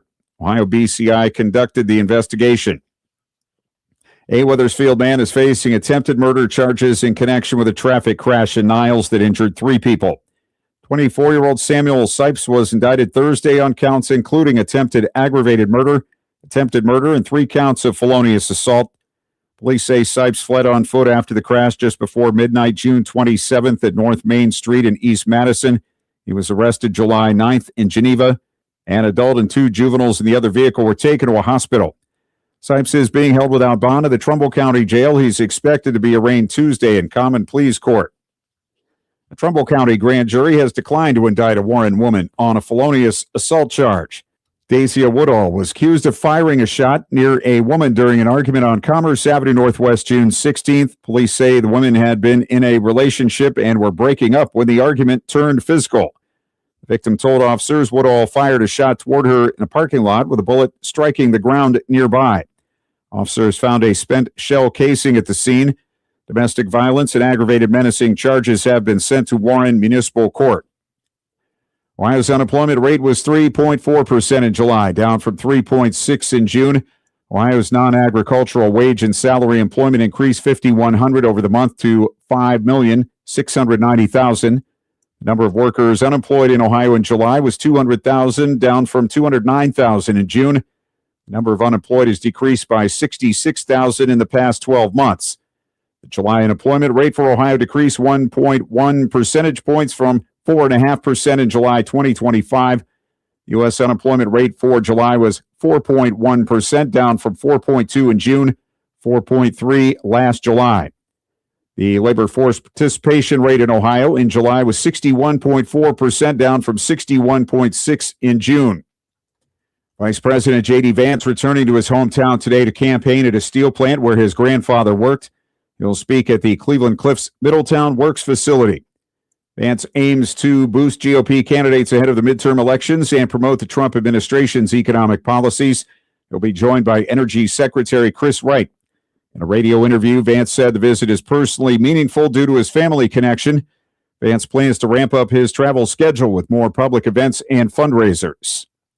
This has been the Halftime News, brought to you by CSE Federal Credit Union. More football action next on the Q92 Sports Network.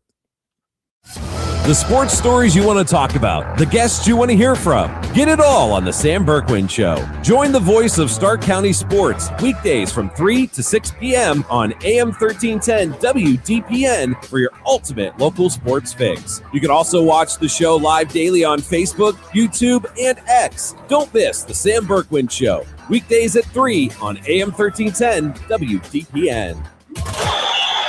And that's the end of the first half. The score, your financial stress 50, your wallet 0, and your checking account requesting some second half adjustments. Great teams make adjustments and come back stronger. If you're in need of a new financial partner, it's time to make a change too. At CSE Federal Credit Union, we're here to help you win with your finances. Whether you're working on paying down debt, building savings, or planning for what's ahead, our team's ready to help you make your next play.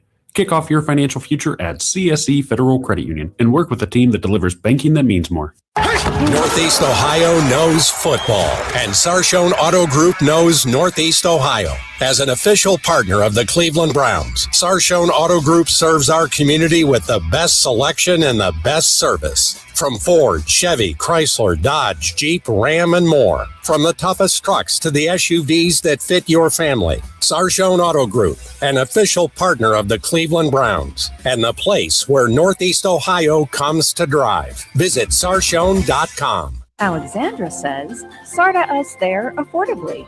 SARTA provides affordable transportation without the financial strain.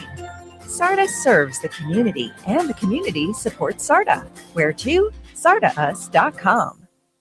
Dan says, SARTA us there professionally. Professionalism in public transportation builds trust, safety, and unity within communities. SARTA delivers. SARTA serves the community, and the community supports SARTA. Where to? SARTAus.com. This is high school football presented by Sarshone Auto Group on Q92 and the Q92 Sports Network.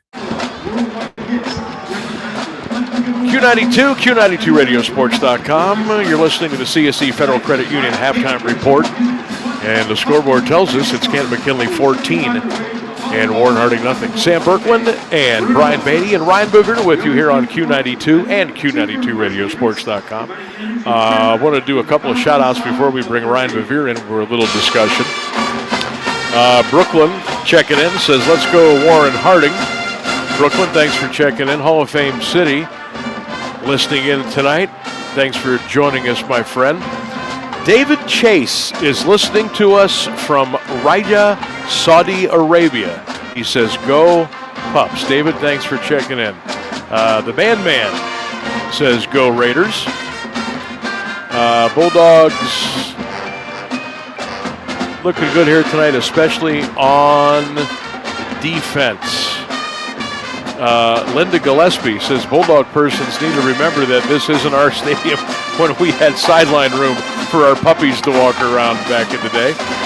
Also saying, I listen to Q92 every year. Do you cover the games better than some of the other stations? Thank you very much, Linda. And don't forget to stay with us all season long. Appreciate that. If you want to get in, Q92 Radio YouTube channel, we got the chat open. Get in, be heard. Ryan Bevere joining us here up in the press box. How long did that elevator take you to get you up here? So there's a secret elevator. I don't know if you know about it, but I took the secret elevator to get up here. How about that shout out from Linda? How about that? Go Linda. Yeah, that was an amazing shout out. And we got a listener in Saudi Arabia. How about that? Oh, this Friday night. We like it. So you're down there on the field. You're getting photos, videos. You're going to get coaches' interviews, player interviews later. Q92 Radio Sports, social media, Instagram, Facebook, X, does a better job than anybody around. You're seeing it up close and personal down there. What's it look like to you, 14-0 McKinley? What have you seen? Well, I've noticed that McKinley has an air attack. They can throw the football, which allows Kylan West to get going. They're throwing the football to open up the run. Normally, you run the football to open up the pass. They have an air attack with Braylon Crook, and he is an absolute stud, phenom, and it's incredible to watch down there field level. He's shifty. He can get out of the pocket and scramble. And he can really sling that ball. It's zipping through the air. Line of scrimmage. There's some big fellas down there on both sides of the ball. The scoreboard tells you McKinley has had the edge there most of the night, but what do you see in the trenches, and who's moving who around down there? And that's the biggest McKinley team I think I've seen in years. Really? Since I've been covering this, it's my 10th year here at Q92. That offensive and defensive line has some big guys. Especially, you look at Legacy Lee, the tight end. I mean, he's blocking out there. He's receiving. He had a catch on the sideline in triple coverage. I put that on social media. That's not Randy Moss. That is, in fact, Legacy Lee down there in the McKinley Bulldog uniform. But, I mean, they're outstanding. They're big. They're physical. And I think that's the culture that Renzi Parnell has adapted here. Not that Renzi Parnell can make kids grow, but they play with a swagger and they play bigger. Maybe that's why I think that they're the biggest team that I've seen, because of the aggressive play, the ball hawking. I mean, they look sharp. They really do. In media, especially with week one, I don't know about you, probably, but I like to use the eye test in week one, and I like to compare them against their rival that they're going to see in week 10, the Madison Tigers. And the first thing that I saw when I saw the offensive defensive line coming together, I said, that's one way that you could take out the Tigers. Ryan Bevere is our guest, does a great job covering the sidelines for us here on Q92. He'll be with us all season long. He'll also be my partner in the booth this year, 2026, as we cover the University of Mount Union Purple Raiders on 1310 WDPN, and of course the Q92 Radio YouTube channel. That's going to be here before you know it. September 5th is the first game. Our first game will be the 12th at Larry Karras Stadium. So what do you think here second half? What's Warren have to do to get back in it? What does McKinley do to keep them away? Well, I don't know. I haven't really seen much out of Warren Harding, but to keep them away, McKinley just has to run the ball with Kylan West. They're not being able to stop him, get some first downs, move the chain, and I'm a big fan of using clock when you're up 2 scores in the second half, so hopefully Renzi Parnell slows things down. You don't want to take it and milk it to the 3 seconds. No, too early for that, yeah. But you don't need to play fast unless I'm wrong and he's just going to come out right out of the gate and try to go 21-0, because if you're a head coach and you're 21-0 in the third quarter, so maybe that is sort of what he should do, is just come out guns a-blazing. But I just think that if you keep the offensive defensive line like you hit on, and you keep feeding that's another thing they're doing. They're feeding their playmakers, Kylan West, Josh Richardson. They're getting in Legacy Lee involved. So every one of the McKinley Bulldogs on offense is getting involved. Put another touchdown up on the board. The defense is playing outstanding. Lights out. It is incredible to see. So it's going to be interesting to see the rest of the season, the test here tonight. But I think this is a good Warren Harding offense. I think they just need, the pieces are there. It's just like a process. I will say this. I think McKinley and Warren, week 7, week 6, they're going to look a whole lot better than they are tonight. And I don't think I'm breaking any news there. But I just think these kids, they need snaps, they need repetition, they need big-time varsity game experience. Once they get that under the belt, I think they're going to be fine. One more before we let you go. You were on the sidelines last night, Fairless and Sandy Valley for us here on Q92. How good did Fairless look to you up close and personal on the field? As a kid that went to elementary school and middle school at Fairless, and while I was there, they probably won a total of 10 games throughout the whole 8 years that I was there. Yeah. That was, Coach Sarbaugh is the greatest coach that's ever graced the Fairless Falcons football team. They are incredible. They have athletes, dude. They're not just they're not just D1 kids on that team. They've not just coached well. I had to interview everyone. I didn't know how to interview last night. They have got so many weapons. I'm excited to see Fairless the rest of the way, and be tough, but I hope we can at least get another game. How about the Blue Cup? How about we do the Blue Cup this year? That might be really good this year because Tuslaw is starting to turn it on. I'm proud of those Fairless Falcons. As well, you should be. Ryan Bevere, our sideline reporter for Q92. Good work, my friend. We'll check you out in the second half. We'll take a break. We'll come back with more of the CSE Federal Credit Union halftime report next. Stay with us, everybody, here on Q92.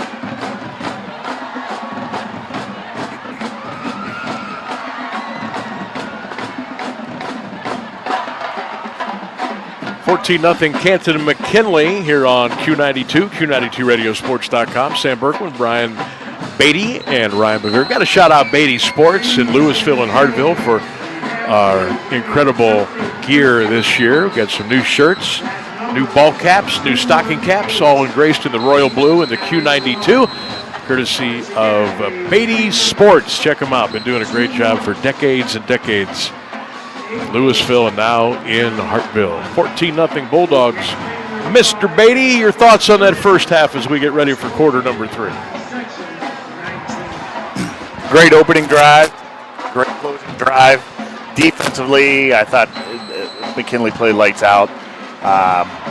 Didn't see much offensively from Garfield.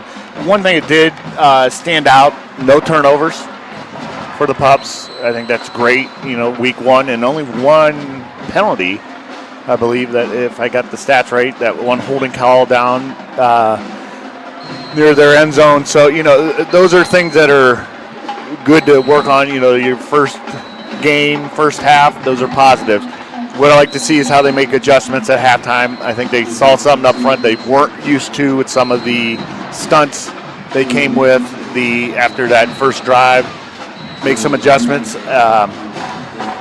They've really contained Mr. Birch. I'll call him Mr. Birch all night because he's a man. I'm not saying they're stopping him, but they've kind of contained him. But they got to take care of the rest of the young men up front. So yeah, I'm interested to see how they come out this second half.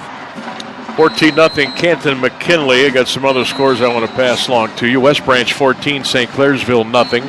Second quarter. Cardinal Mooney hammering Mentor Lake Catholic 27-0 in the third quarter. Other updates: Maslin leads Cleveland Glenville 17-6. How about this first half? Massillon 266 yards on offense. Glenville 54. United 14, Minerva 7, Poland 10, Salem 7. Youngstown Defenders, yes, that's a new team, new school. They lead Boardman 6-3 at halftime. Garfield Heights over Canfield by the score of 21-3. Hoover leads Brookville at halftime, 25-0. Here it's McKinley 14, Warren 0. We'll take a break and come back with the third quarter. It's the Sarshone Auto Group high school football game of the week on Q92. I'm Rodney Newchwater with Home Appliance Company in Massillon, Ohio. For 3 generations, our family has had the privilege of serving families throughout our community. And because of your support, we're honored to be voted among the top 3 in the 2026 Community Choice Awards. That recognition means the world to us because it comes from our neighbors. If you're shopping for a new appliance, replacing one that's worn out, or simply looking for honest advice, we'd love to help. Stop by Home Appliance Company in Massillon, Ohio, and see why local families have trusted us for generations.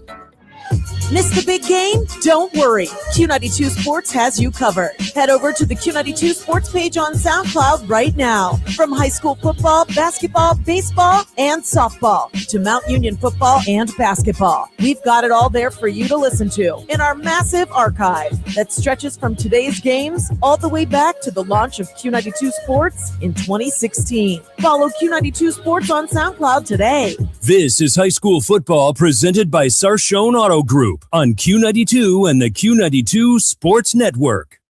Here at Tom Benson Hall of Fame Stadium, the Bulldogs lead the Raiders 14-0. Sam Bourquin and Brian Beatty. Ryan Bevere back with you on Q92 and Q92radiosports.com. You can also listen to the ball game on the Q92 Radio Facebook page, Q92 Radio YouTube channel, of course, 92.5 FM, Q92. For some reason, somebody posted on our Q92 Facebook page some meme about something while the football game was going on. We probably should get that off of there. I can't do it. I'm not an admin there, but I think we need to get that out of there. 14-0 Bulldogs. Massillon 17, Glenville 6 at the half. Those are the couple of big ones going on here tonight. Pups, black jerseys, red pants, black helmets, white numbers and letters with the red and black trim. Warren Harding with the gold jerseys, gold pants, black helmets, black numbers and letters with the white, black, and gold trim. Well, we'll see. I always say the first couple of possessions in the second half kind of tells you the way things might go. Bulldogs will kick off to start this third quarter. Line drive, return. Here comes Harding, 10, 15, 20, 25, 30. 35, 40. Off to the races, midfield to the 40. Kicker made that tackle at the McKinley 33-yard line. And again, folks, I apologize. They gave us a roster that does not have the name of the kicker in it. But I'm going to tell you what, Matt Richardson almost went coast to coast, but the kicker for McKinley, number 18, the young man, made a touchdown-saving stop.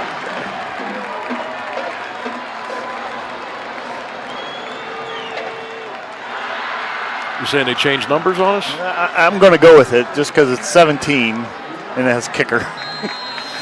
Because they got a 17 kicker, they've got a 80 for a kicker, they've got a 85 for a kicker. So your guess is as good as ours.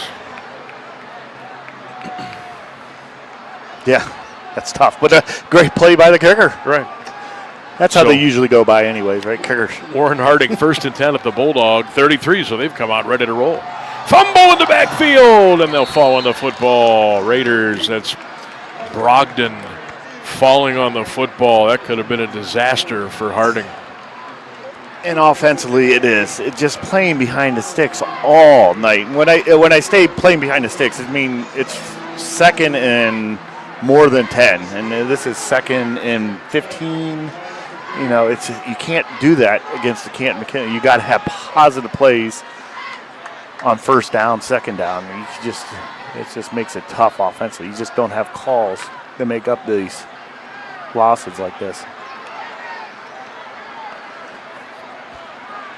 Second down and 15 for Warren. 11 minutes to go, third quarter. Pups in front, 14-0. Whistles, flags. I think the play clock ran out on Harding, and that's going to turn a 2nd and 15 into a 2nd and 20.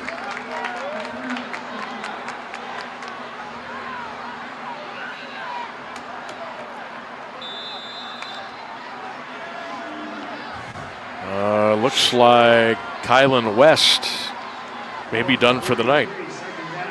Maybe a hamstring injury, and we may not see him anymore this evening, so that's going to hurt McKinley a little bit. James Jones back to throw for Harding, being chased. He's going to throw that one way out of bounds. And a fan in the front row over on the 30-yard line on the Warren sidelines had it in his hands. Couldn't quite hold it. And Jones is going back to the wrong huddle. He took a shot there. He did. Yes, he did. I don't think he's head more than his leg. He's just kind of limping around. But that was a 50-yard pass. That made it all the way, like you said, to the front row. Yeah, guy had it too over there. We saw you, young fella. Nice effort. Warren Harding now 3rd and 20 at the McKinley 43s. 14-0 Pups. James Jones to throw it again over the left side. Tip, caught by Harding, and then dropped, and the ball goes out of bounds. And at the end of the day, it's an incomplete pass. Bulldogs tipped it. Raiders had it. Raiders dropped it. Incomplete pass, 4th down.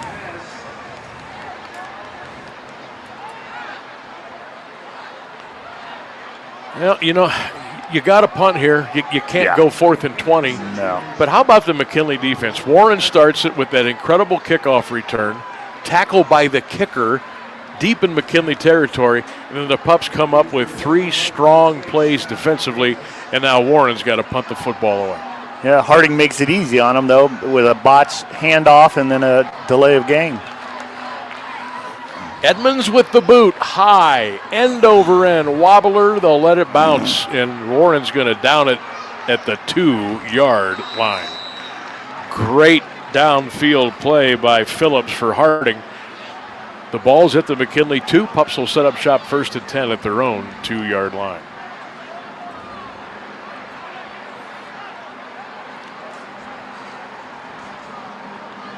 It's getting coached up there. You want to have your heels on the 10. It looks like they had them right about there. You want a fair catch that. You don't want it to hit the ground so they don't get that bounce. You could have had the ball about the 12-yard line is about where to hit. Coaches are making sure he understands that. Kent McKinley, 9-3 a year ago. Warren Harding, 3-6. Of course, their game against Ursuline last year obviously went by the wayside with all the things going on with the Youngstown Ursuline football program. So the Bulldogs ready to go. In the shadow of their own end zone. 1st and 10 at their own 3-yard line. Crook will get the snap. He'll give it to DeMarlo Rozier Jr. And DeMarlo Jr. gets it out to the 5-yard line for a gain of 2. We'll call it 2nd down and 8. We got another cramp over here for Warren Harding at the 13-yard line, so that will stop play with 10:08 to go.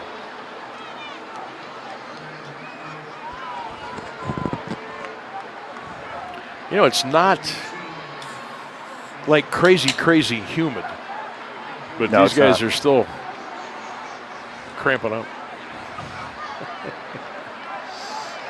Massillon 17, Glenville 6, halftime at Paul Brown Tiger Stadium. Here it's McKinley 14, Warren nothing, 10:08 to go in the 3rd quarter. Bryce checking in on YouTube says, "Let's go Raiders." There, somebody on 77 North, a big 18-wheeler just honking the horn as they go by Tom Benson. I'm sure they're listening to us. Absolutely. You know what I mean? Bulldogs, 2nd down and 8 from their own 5-yard line. Again, safe handoff across the 6 and down at the 6-yard line. So maybe a yard for DeMarlo Rozier Jr. And it looks like right now he's going to have to be the bell cow with West on the sidelines for McKinley. So now if you're Coach Renzi Parnell, got your junior quarterback here looking for experience. It's 3rd and 6. You're on your own 7. You're up 14-0. You just run it here and punt it out. That's probably the way I would lean, maybe. Safe here. But boy, I'd be tempted to throw it to Darius Hill too. You got weapons. Crook in the gun. Braylon at his own 2 gets the snap, back to throw. It's caught at the 15-yard line, and that's going to be a first down for DeMarco Richardson. He's still going. Yeah, he is. But he's down at the 15, and that is a first down. Boy, gutsy call by Renzi Purnell. And the Bulldogs move the sticks and pick up a big, big first down.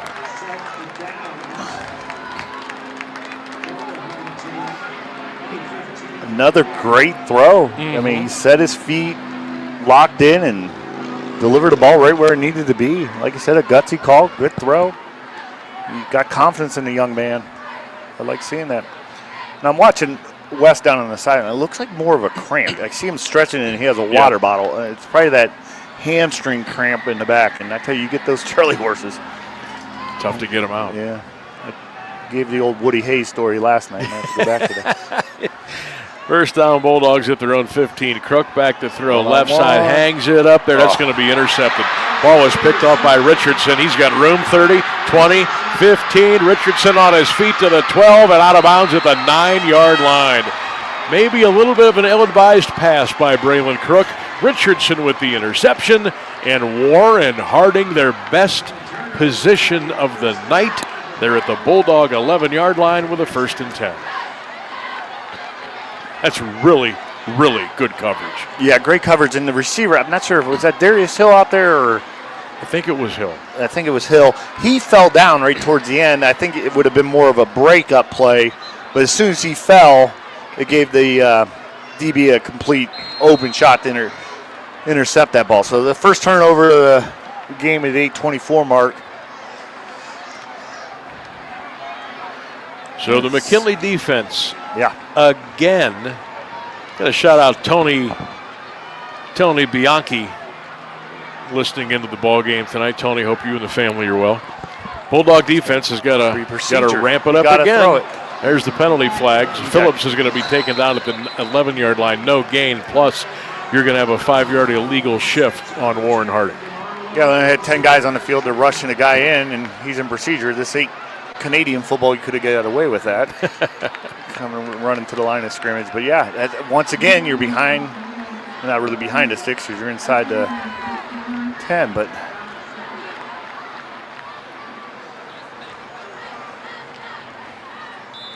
they're going to decline that since it was a loss of 2. McKinley 14, Warren's nothing. 8:18 to go. Third quarter here on Q92. Sam Bourquin, Brian Beatty, Ryan Bevere. So good to be with you on this Friday night. Stark County High School football, week number 1. And after all that, Warren Harding has to call a timeout. They have 10 on the field again. Second time tonight they've had 10 on the field. Yeah, well, that last play they had 10, and they yanked him out, yelled at him, and didn't put him back in. Oh. So Warren's got 2 timeouts left. The Bulldogs have all 3 left. Tonight's game on Q92 brought to you in part by the Home Appliance Company of Massillon, by SARTA, by RG Drag, Learn, Earn, and Succeed, by the Sarshone Auto Group, and by SARTA. Thanks for coming along with us here on Q92 and Q92 Sports. Make sure you're checking us out online, Q92radiosports.com, and all of our social media platforms, not only tonight, but all season long. X, Instagram, Facebook, YouTube, you got it. Check it out. Make sure you like, follow, share, comment, and, of course, hit that subscribe button right now on the Q92 Radio YouTube channel. Dover Glen Oak 14-14 midway through the third quarter. Northwest leads Alliance 13-0 in the third. Harding's second goal from the McKinley 11. Right up the middle, inside the 10 to the 5 to the 4. So Harding bouncing back after the 5-yard delay penalty.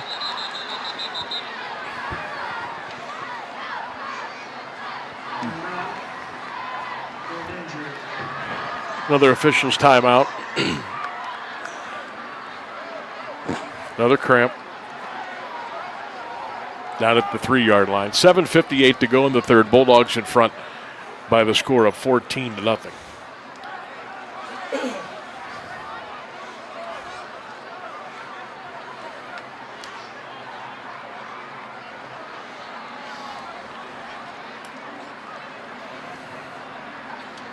Cardinal Mooney still leads Lake Catholic 27-0 in the third. West Branch 14, St. Clairsville 0.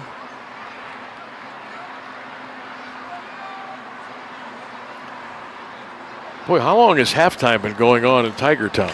It seems like it's been 14-6 for about an hour. 17-6 Massillon as they get ready to start the third quarter at Paul Brown Tiger Stadium. You can catch that game if you wish on the Q92 Radio YouTube channel. Next weekend, Brian and I will be in Uniontown. Or is it Hartville? Or is it both? Mm-hmm. The Lake Blue Streaks against the Boardman Spartans next Friday night. Pregame at 6:30. Kickoff at 7 right here on Q92 and Q92Radiosports.com. Pregame show at the Hartville Kitchen? I'm in. There you go. Maybe we'll do a remote. We'll never get out of there. You and me will never get out of there. Last night, boy, we had incredible hospitality down at Sandy Valley. Mr. Coach Meister did a heck of a job. His first job at AD. Jones gives it to Phillips inside the 5 to the McKinley 4. Going to be short of the first down, so Harding's got a decision to make here, not whether to kick or go for 6, but the play they want to call, as it's 4th and goal now, and the ball is just inside the Warren Harding 4-yard line. Can't even get in the coolers in this place. They're locked, and there's nothing inside of them. Dang it. So the McKinley defense, right now, if we had to give our home appliance company MVP, I'm giving it to the whole McKinley defense. Yes. They have been incredible, and they got to do it again. Harding 4th and 4 at the Bulldog 4. 4th and goal. What the? Oh, so much.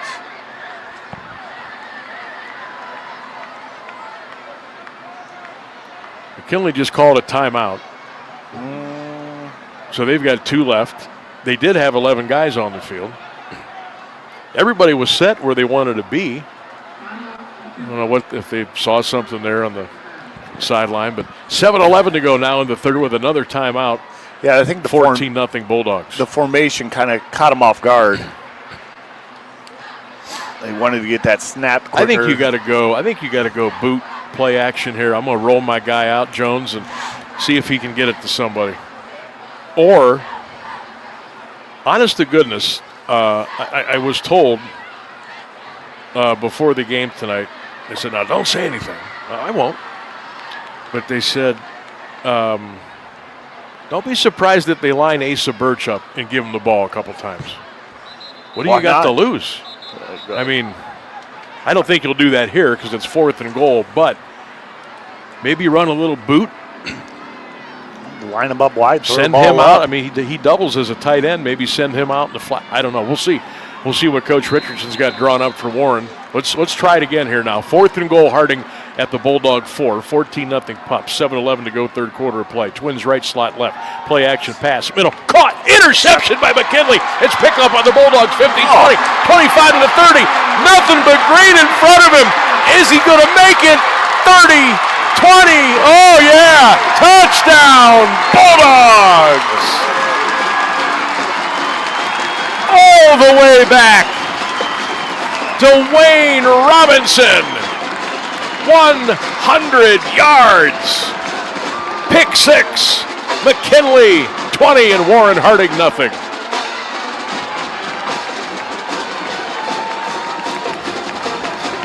That is a gut punch to Warren Harding. Absolute gut punch. You're ready to go in, and the ball is going 100 yards the other way.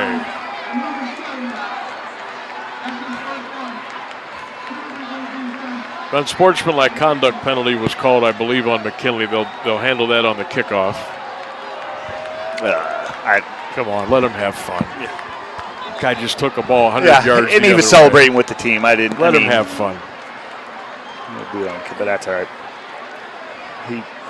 Harding's coach. So now Coach Richardson of Warren Harding's coming over to talk to the referee about something. Are they gonna make him do this? The penalty's gonna be on the kickoff. Yeah. All right. So the Bulldogs will attempt the PAT here now to make it a 21-0 game. Darius Hill to hold. 6:54 to go, third quarter. Snap, spot, kick, line drive right into the Harding defense, and it's no good. Timeout at Benson. 6:54 to go, third quarter. Kent McKinley 20, Warren Harding nothing. It's the Sarshone Automotive Group high school football game of the week right here on Q92. For 50 years, Canton Christian Home has empowered seniors to live life fully through compassionate housing, assisted living, and skilled nursing care. Join us for our upcoming Swiss steak dinner September 19th and special 50th anniversary events this fall. Visit CantonChristianHome.org for more details. Every donation supports quality care and residents facing financial hardship. To learn more, schedule a tour, or support our mission, call Lauren Cook at 330-430-5145. Make sure you're following Q92 Sports on social media. We bring you the absolute best in local sports news, live play-by-play action, exclusive player and coach interviews, game day photos, and so much more. Never miss an update. Just search and follow at Q92 Sports across all your favorite platforms and subscribe today. Stay connected to the teams, the games, and the moments that matter most. Q92 Sports, your home for local sports. This is high school football presented by Sarshone Auto Group on Q92 and the Q92 Sports Network. 54 to go in the third quarter. Kent McKinley 20, Warren Harding nothing. 100, it had to be at least 100 yards, right? Yeah, it was right on the goal line. 100-yard pick six interception return for the touchdown by Dwayne Robinson. Pops up by 20, 6:54 to go third quarter here on Q92. Perry is taking a 35-7 lead over Canton Central Catholic. Harding with a return, 30, 35, 40, 45. Richardson to the 50, flag down. It's coming back. Or you're going to have a face mask. Brian thinks it might be a face mask on the play. 6:48 to go in third. Boy, this third quarter is taking forever. Maslin in a ball game now. Glenville returned the opening kickoff for a touchdown. Missed a two-point conversion. Tigers 17, Tarblooders 12 on Q92 Radio, YouTube, if you want to check that one out. We don't want to lose you here, but if you want to go check out the Tigers, you're more than welcome to do that, Q92radiosports.com.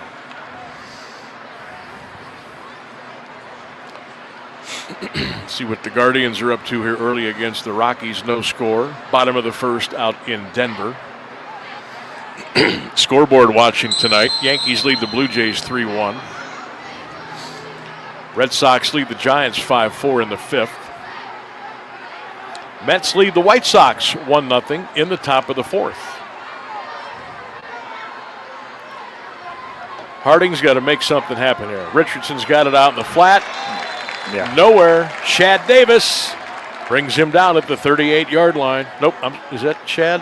No, that is not Chad Davis. That is Amari Mitchell, number 8. Got my 8 and 6 mixed up there. Second down. Loss of 1 on the play. It'll be second down and 11.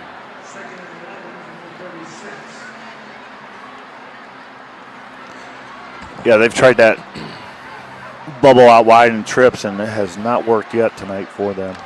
New Philadelphia leads Louisville 7-3. 11 minutes to go, third quarter over in Louisville. I bet it's packed over there tonight. Yes. Right? Opening night. See if the Leps can pull that one out. Jones play action. He's going to go back to throw. Now he's going to shove it out there. Pass is caught. 35-30, breaking away at the 25, 24. Look out, down to the 23-yard line. That pass was caught by 25, I believe. For Harding, it's Damara Hewley.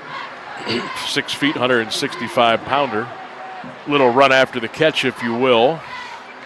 Yeah, Antonio Stevens and Davis had them both lined up, and it's like one of them should have called them. Said, I got them, and they both missed. 20-0 McKinley, 5:25 to go, third quarter here at Tom Benson. Jones rolls to the right, fires, got a man wide open, and he overthrew him, and he knew he overthrew him as soon as he let it go. Boy, he had his receiver wide open. James Jones kind of puts his hand on a helmet and said, I had him. Yeah. Too much. Incomplete for Richardson. It'll be second down and 10. What do you say, too much mustard on that one? Too much. Just needed to put a little bit of touch on that. Like you said, did have him.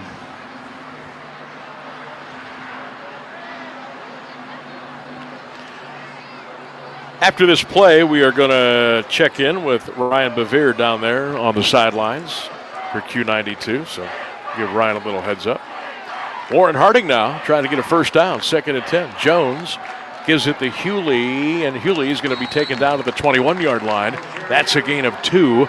That'll bring a big third down and 8 coming up here, Ryan Bevere, as we check in with you down on the sideline. Thanks, Sam. I just want to let you know that Kylan West is on the bike right now. He's not likely to return in this ball game, especially with the cushion they have up 20-0. I wanted to point out after that pick 6, Javier Moore was adamant on the sideline, yelling to everybody in the stadium that would listen that defense also scores touchdowns on this team. And that they did. Thank you, Ryan Bevere. Pass incomplete on the right side down at the McKinley 15. How many times have we looked up at the scoreboard and I thought, okay, Warren's getting ready, Warren's going to go. It's fourth down again. Down. Looks like they're going to bring Edmonds in for a field goal. They just want to get something on the board.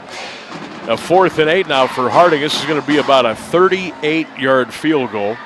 Scoreboard update. Lake leads North Ridgeville 14-7 in the third. Hoover 32, Bookville nothing.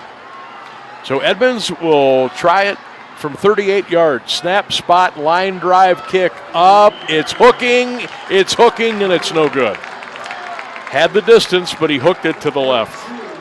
And with 4:42 to go, the Bulldogs will take over 1st and 10 with a 20-0 lead.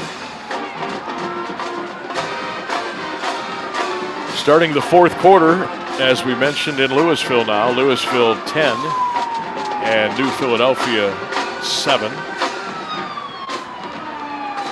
Hoover 32, Bookville nothing in the fourth quarter of play, so that's in a running clock. We had a running clock last night with Fairless over Sandy Valley 44-6. Don't forget all season long on AM 1310 WDPN, it's the University of Mount Union Purple Raiders, Division III college football, as the Raiders try to make a run at another national championship. You can join me and Ryan Bevere all season long.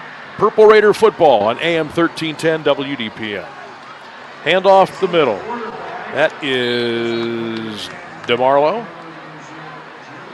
And DeMarlo Rozier Jr. takes it out to the 24-yard line. Pickup of 4, we'll call it second down and 6. 4:23 to go in the third. Pups 20, Warren Harding nothing. Again, next Friday we'll be at Lake and Boardman right here on Q92.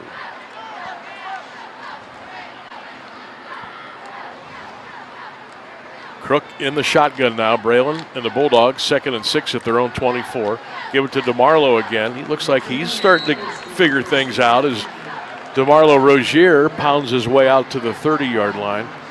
That is very close to a first down, and it is a first down. And Mr. Beatty, we have another cramp at the 30-yard line with 3:59 to go. Did you hydrate today? Yes, I hydrated, yes. Today. I was moving furniture and bunk beds and moved a daughter into college.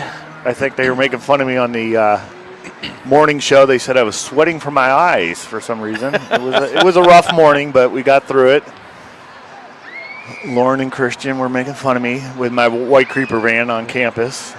That is a white creeper van. It was, folks, yes. If you've never seen the Beatty Mobile, it's one of those where you just want to stay away from if it's coming through your neighborhood. Yes. I can just hear the ice cream music playing and some character handing candy out. You just got to stay away. And you got to stay away here. Come tomorrow night, I'll be picking up uniforms, and it just stinks. I start my laundry service. He'll be down picking up uniforms, cleaning them up for these high school football teams. Is it any easier now with all the turf instead of the grass and mud, or no? No, rubber, that black rubber is tough to get off. Oh, is that tough to get out of there? And I'd tell you my secret, but then no one would use me, so I can't do that. It's an ancient Beatty secret. At Mckinley got the secret sauce tonight. 20-0 over Warren. 3:50 to go here in the third quarter of play. Coming out of the timeout for a cramp for one of the Warren players. Pups now. Play clock at 22. The game clock at 3:38. 1st and 10 Bulldogs at their own 30-yard line. Are they letting this kind of just run down? Yeah, he shortened the game down for him. He's really taking a long time. If I'm an offensive lineman, I'm getting really eager right now. Hand off to DeMarlo. Picked up out to the 35-yard line. He got 5 on the play, almost 6. DeMarlo Rozier Jr. Again, getting comfortable now. Kylan West out with the cramping issues tonight, so DeMarlo has come in, and he's done a really nice job. I might have you hop on Q92radiosports.com and get some stats for DeMarlo Jr. and some of the Bulldogs here tonight. I know Beatty's password now. I just saw it. Don't worry, I'll forget it. Second down and 2 for McKinley at their own 38-yard line. I'll forget it. I'll have to ask you later what it is. I have no idea. Pups going left to right. Crook hands it off again. DeMarlo covers up, and Rozier pounds his way across the 40. That should be another At Mckinley first down. Yeah, you can go to Q92sports.com and see all the stats. They're updated instantly with AI technology. It's really, really cool. All the games that we're doing, it updates instantly. But let's see, player, if I can figure it out. Yeah, that's all you, buddy. I'm not getting anywhere near that. First down Bulldogs at their own 41. 20-0 McKinley. We're coming up on 2 minutes to go in the third quarter here at Tom Benson Hall of Fame Stadium. Good to be with you on this Friday night, Q92. Crook, stretch play to Rozier. DeMarlo got hit once, twice, and will be taken down at the 39-yard line. That's a loss of 2 on the play. Let's give a little credit here for the Raiders. The tackle by number 80, Bryden Tatum.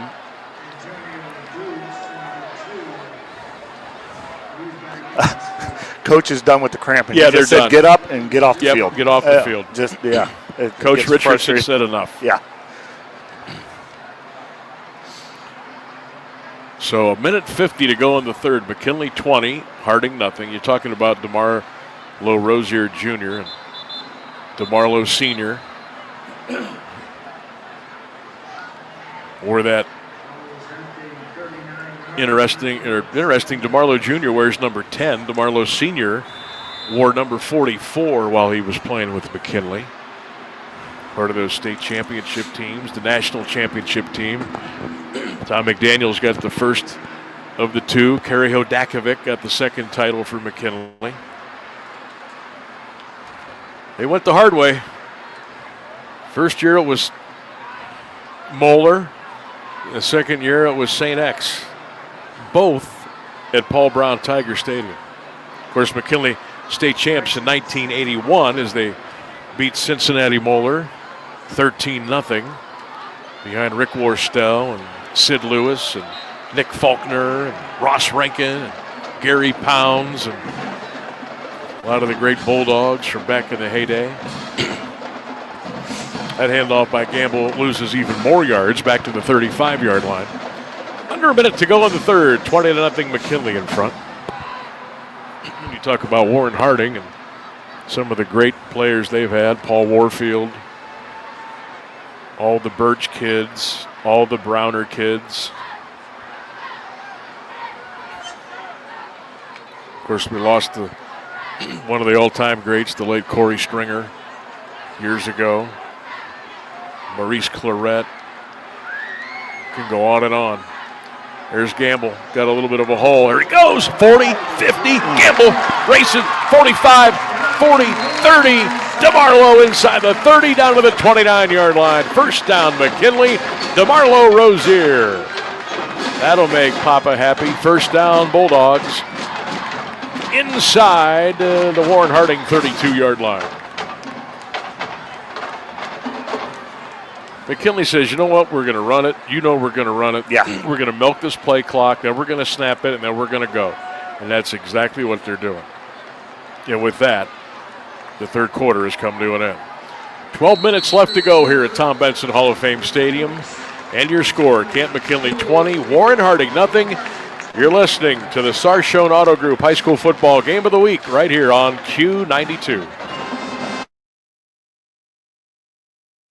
Northeast Ohio knows football, and Sarshone Auto Group knows Northeast Ohio. As an official partner of the Cleveland Browns, Sarshone Auto Group serves our community with the best selection and the best service. From Ford, Chevy, Chrysler, Dodge, Jeep, Ram, and more. From the toughest trucks to the SUVs that fit your family. Sarshone Auto Group, an official partner of the Cleveland Browns, and the place where Northeast Ohio comes to drive. Visit sarshone.com. Hey, sports fans, if you love local sports as much as we do, make sure to head over to Q92radiosports.com. Think of us as your home for local sports news, from high school to college all the way to the pros. We have area scores, local weather updates, and a quick and easy way to reach out and contact us. Best of all, it's the place to listen to all of our high school and Mount Union football games all season long. The home for Q92 Sports is Q92radiosports.com. This is high school football presented by Sarshone Auto Group on Q92 and the Q92 Sports Network. Sam Bourquin and Brian Beatty. Ryan Bevere back with you. I almost did it again, Brian. I caught myself. I almost said 13-10. Q92, Q92radiosports.com, and our Q92 YouTube channel. 20-0 McKinley as we start the fourth quarter. Bulldogs first and 10 at the 31. Pass is caught out there at the 35. Down to the Warren Harding 34-yard line. And that's going to be it. Catch by DeMarco Richardson. Bulldogs now have a second down 13 as we're just getting cranked up here in the fourth quarter. Maslin is on the board again. Xavier Owens, 40-yard touchdown run. Maslin 24, Glenville 12. 8 minutes still to go in the third quarter. Boy, poor Clint, he's not going to get out of there till midnight. He likes being over at Maslin, though. I've sat in the booth. He's a big fan of being over there all night. You say. Second down and 12 for McKinley. DeMarlo again, 35. Shakes to the 30. Rozier inside the 28.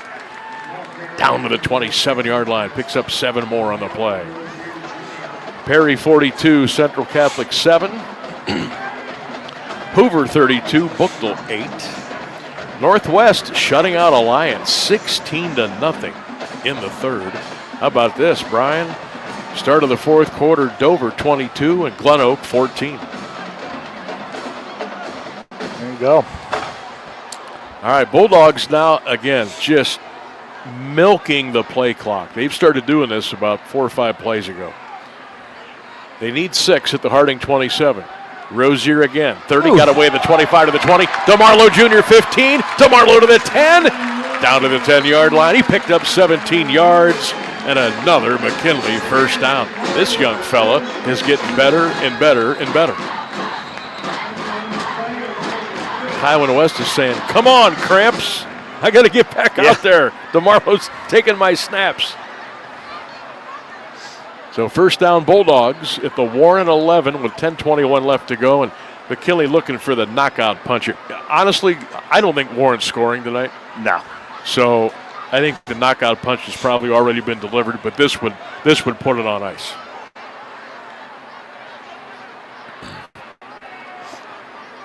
Always great to win your opener, but boy, if you can get a shutout. Yep. Defense loves it. Lake 20, North Ridgeville 7. 9 minutes left to go at Lake. Bulldogs looking to land the punch right here. First down and 10 for the Bulldogs at the Warren 11-yard line. 20-0 McKinley. Hill is in the backfield. He'll get the direct snap. He'll give it to Rozier.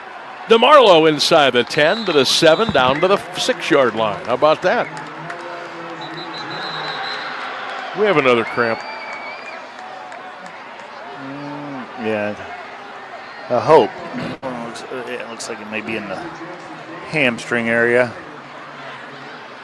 So again, the clock stops with 9:54 to go.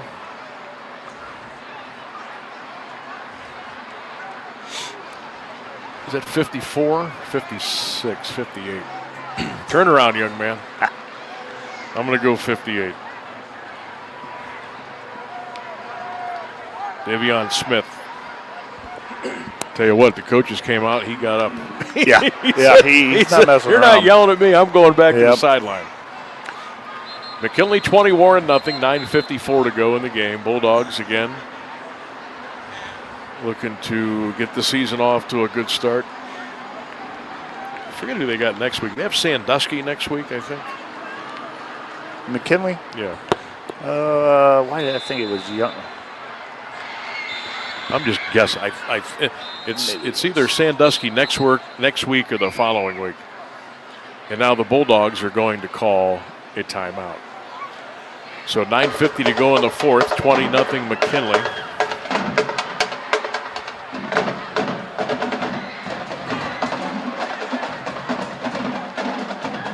Even Rainsburg wants to know why all the cramping. Doesn't anybody hydrate anymore? We've had a lot of those tonight. Don't forget, all season long on AM 1310 WDPN, it's the Mount Union Purple Raiders. Coach Jeff Dart and the Raiders are ready to attack and go for another national championship. Mount Union Purple Raider football all season long. You can join me and Ryan Bevere on AM 1310 WDPN and Q92 Radio. Sports.com. I'm going to check in with Ryan down there on the sideline, see if we can bring him in. 20-0 McKinley, 9:50 to go in the game. Mr. Bevere, what are you seeing down there as we sort of wrap things up? McKinley obviously just, one score away from really putting this thing away.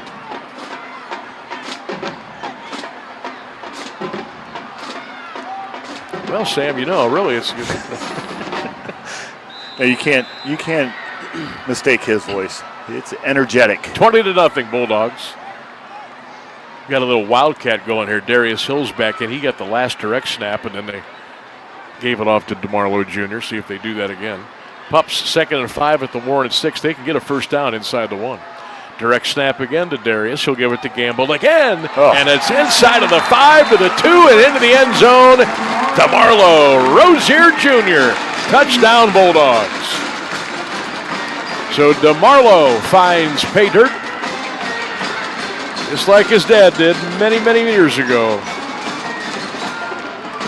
at Fawcett Stadium. 26-0 McKinley with 9:45 left to go. DeMarlo into the end zone.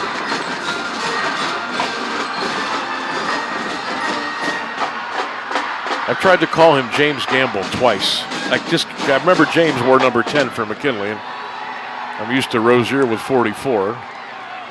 I got to get that ironed out. But touchdown Bulldogs to take a 26-0 lead. Whistles before the snap.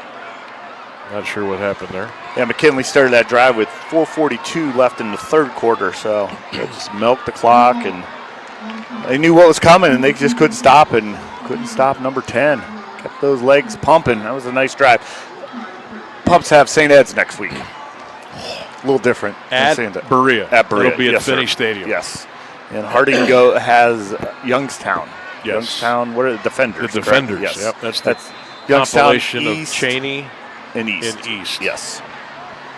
And I hear they might be decent. Something to deal with. Some athletes. So the Bulldogs will back up 5 here. This will be a 25-yard extra point. Snap, spot, kick. Is it going to get there? No, it's no good and off to the right. All right, well, that's one thing they got to work on is the extra points.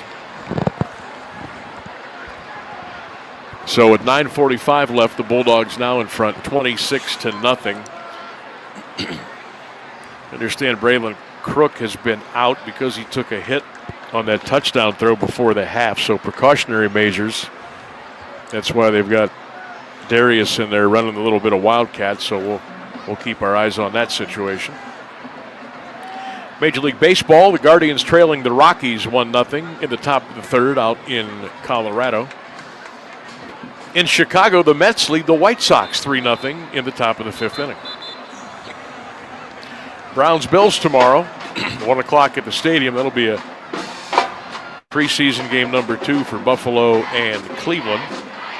Browns open up the regular season September the 13th against Jacksonville down in Florida. How about the Browns got to go to the state of Florida twice? Right off the rip. It's going to be like 97, 100 degrees in humidity. They'll be in good shape by the third week, right? Depends on what kind of shape you're in. Record, well, I mean, physical. Yeah, physically, yes. Record, probably cramping, no. You never know.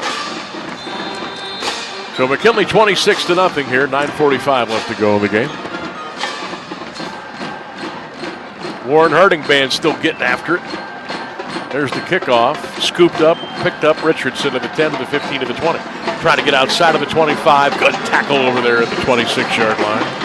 Oh, there's number 7 again. Wayne Robinson, who brought that interception back 100 yards. They give the Bulldogs that 20-0 lead. So he's been playing a good ball game tonight for Coach Renzi Parnell. Pups in front, 26-0. Raiders will take over 1st and 10. Stick around after tonight's game. A little post game for you. We'll get some stats and we'll deliver our Home Appliance Company player of the game. That's coming up after the game tonight right here on Q92. Also, Walsh University opens up their football season this Thursday night at home at 7 o'clock. That'll be on 1310 WDPN and the Q92 Radio YouTube channel. Swords up. Go Cavs. Pass in the flat, incomplete. Receiver was running a go route. Quarterback threw an out. Incomplete, 2nd down and 10. Think Walsh and Mount Union would ever play football against each other? No. It doesn't benefit Mount. It really doesn't benefit either of them. I think if Walsh beats them up, it just gives them more credibility. And if Mount does what I think they would do too, I just don't think it benefits either of them, unfortunately. I'd love to see it. Well, it benefits us. It would be great. I'd love to see it. Oh, yeah. I would love to. As a fan, it. Absolutely. But yeah, it doesn't benefit either of those programs, unfortunately. I think that would be...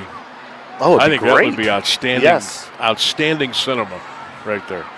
Jones fumbled the snap. James has got to go back and fall on it back at the 19-yard line. There was 5 McKinley players coming for him. James says, you know what, I think I'll just lay down here for a minute. That's a loss, and it'll bring up 3rd and 17 now. Boy, the Warren, I don't know if is it much of just the ineptness of the Warren offense or the McKinley defense has been really strong here tonight too. Physically just wearing them out.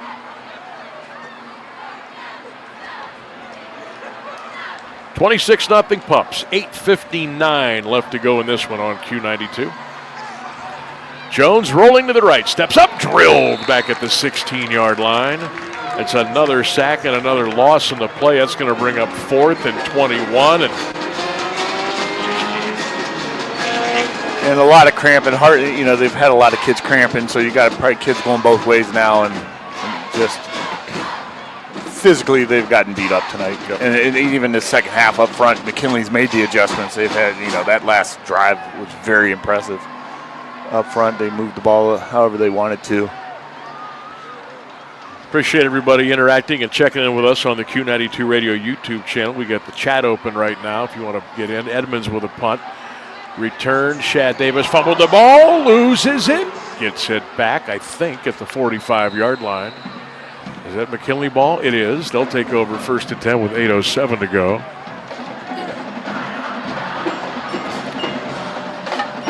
Michael Lawrence checking in, says, go Bulldogs. He's listening in from Cincinnati tonight. Hello, Michael. Man says, let's go Raiders. Don't give up. Charles 7016 says, go Warren G from the Sooner Nation in Norman, Oklahoma.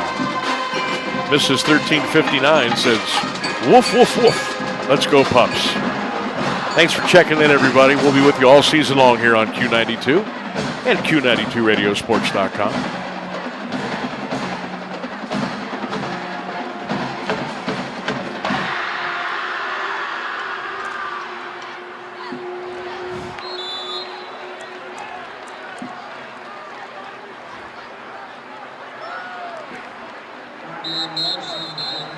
7:56 to go, and now we've got a Bulldog down.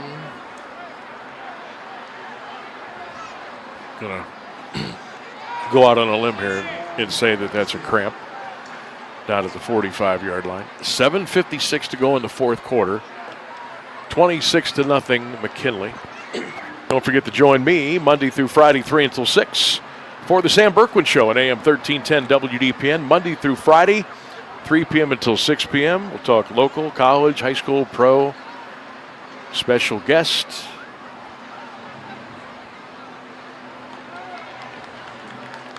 A lot of local talk, telephone calls, interactions on social media. Monday through Friday, 3 until 6, 1310 WDPN. Make sure you check us out and join in Monday through Friday. Boy, that must be one of the killer cramps down there. My guy 59 is struggling. And both coaches, they've coached together, and you can see they have about as much concern for crampers. They're not getting any help to the sideline. They're just saying, Nope. Get over there. Get over there. You didn't take care of yourself during the week. Because it's not a hot, humid night. No, it's humid, but it's not like stifling humid. Hill gets the snap, hands it off around the left side. 45 down to the 44-yard line of Warren Harding. Who is that young man? That's Derek Gordon III. This is the first time I've seen a McKinley player wear the number 0. I don't know if they did last year. I didn't have any McKinley games. You never used to be able to wear 0 in college, the NFL, or high school. Now everybody has to have their own number now. Yeah, so. they do the 0 at some schools as a captain type thing. The Ohio block as a special recognition of a player who did a little bit extra. So I'm not sure if that's what coach has done with this. Hill's going to throw it. Caught at the 37-yard line. What a grab. You're getting St. Ed's a little bit more to look at now. Mm-hmm.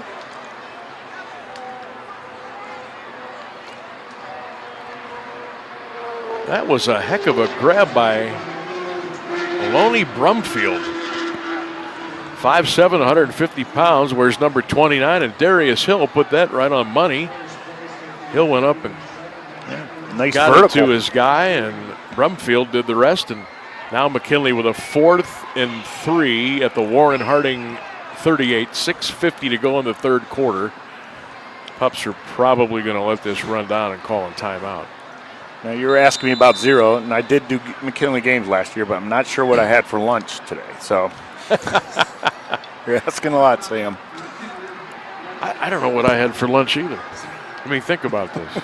I know it was leftovers. I know that. I don't remember.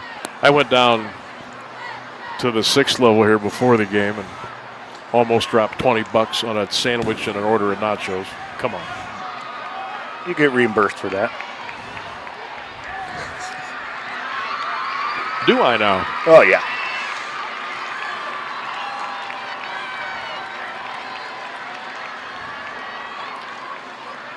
Well, we'll have pizza rolls next week, buddy. Yes. Over at Lake, the home of the Blue Streaks. Absolutely. Brock Klein and the staff do a great job of their hospitality over there. So we'll see you next Friday. Lake Boardman here on Q92. I wonder if Sandy Valley still has their food out on the table. We could go down there after the game and take it home tonight. Thought about cleaning that up. We should have. Oh. That's going to be a fake punt. Darius Hill saw a little opening, and Darius Hill got a first down to the Warren 28-yard line. Young man was given the authority if he saw something to go take it, and he did. He picked up 10 yards and a Bulldog first down, Darius Hill. That wasn't a planned thing, but I think they've given Darius the, hey, if you see something, let's go. Ty Smith checking in. Let's go, Pups, from Baltimore. Keep it up, champ. DeMarlo Jr. Ty also says, beat Maslin. They're already at it. October 24th, October 25th? Yes. McKinley Massillon this year at Paul Brown Tiger Stadium. We'll get you a Massillon Glenville update coming up here in a minute. Derek Gordon gets the carry. Derek shimmies and shakes inside the 29 down to the Harding 28-yard line for a gain. 5:55 left to go here at Benson. Pops in front 26-0 over Warren Harding. Let me see here. What are the Tigers up to?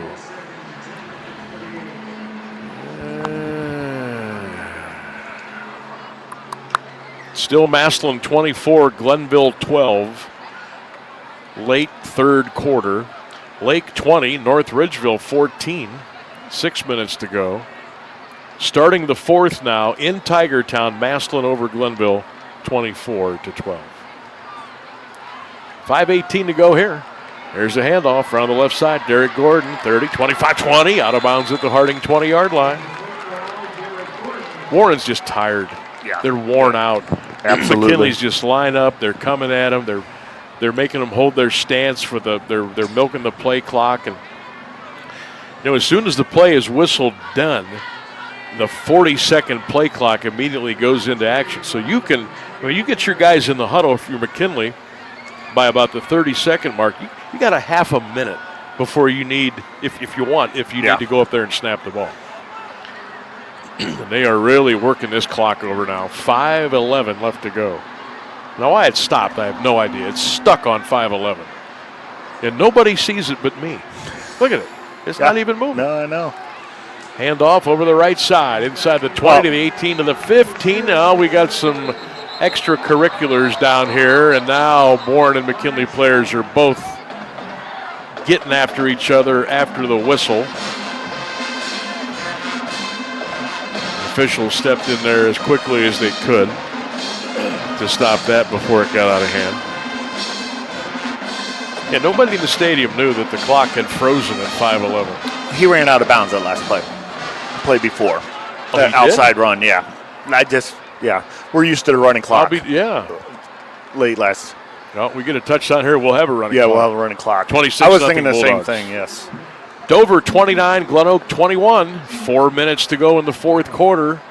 See if the Golden Eagles, Coach Matt Dennison's first game, if they can make a comeback here against a pretty good Dover team.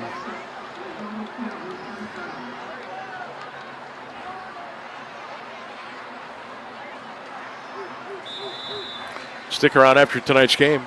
We'll have the stats, analysis, post-game show. Check in with you. Also, our player of the game presented by the Home Appliance Company.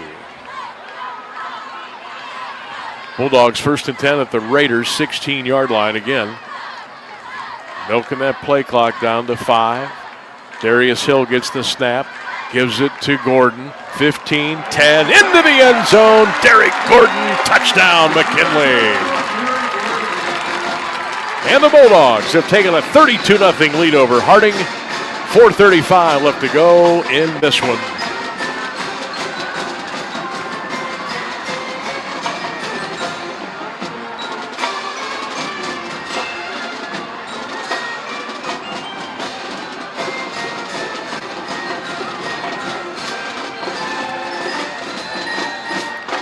So Rozier's gotten into the end zone. Gordon's gotten into the end zone. Hill has gotten into the end zone. Robinson into the end zone. Snap, spot, kick is on the way, and the kick is good. Timeout with 4:35 left to go here at Tom Benson Hall of Fame Stadium. And we, for the second night in a row, have a running clock. Yes, sir. Bulldogs 33, Warren Harding nothing. We'll take a break. It's the Sarchone Auto Group High School Football Game of the Week on Q92.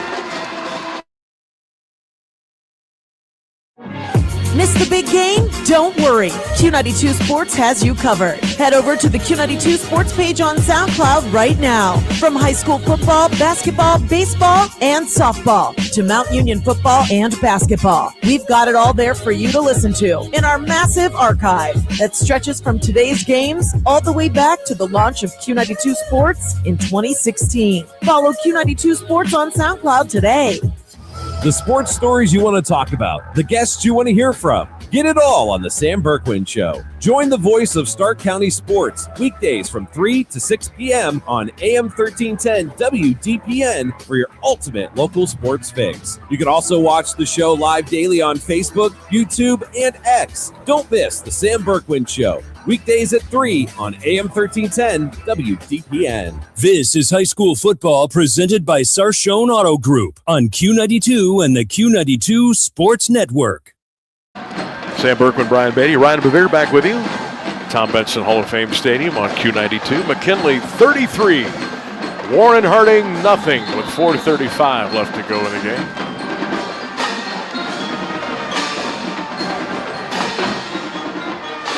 Next Friday night, Brian and I will be the Lake Blue Streaks and the Boardman Spartans right here on Q92. Harding on the return across the 30 out to the 35-yard line. That's Levez Powell, the sophomore, 5'9", 160 pounds, and the Raiders will come out 1st and 10, down 33-0 here at Benson. So the Pups, the winner last year, 43-25. They're going to win this one tonight, and they will take the overall lead in the series, 39 wins, 23 losses, and 1 tie. Let's try to remember what year that tie was.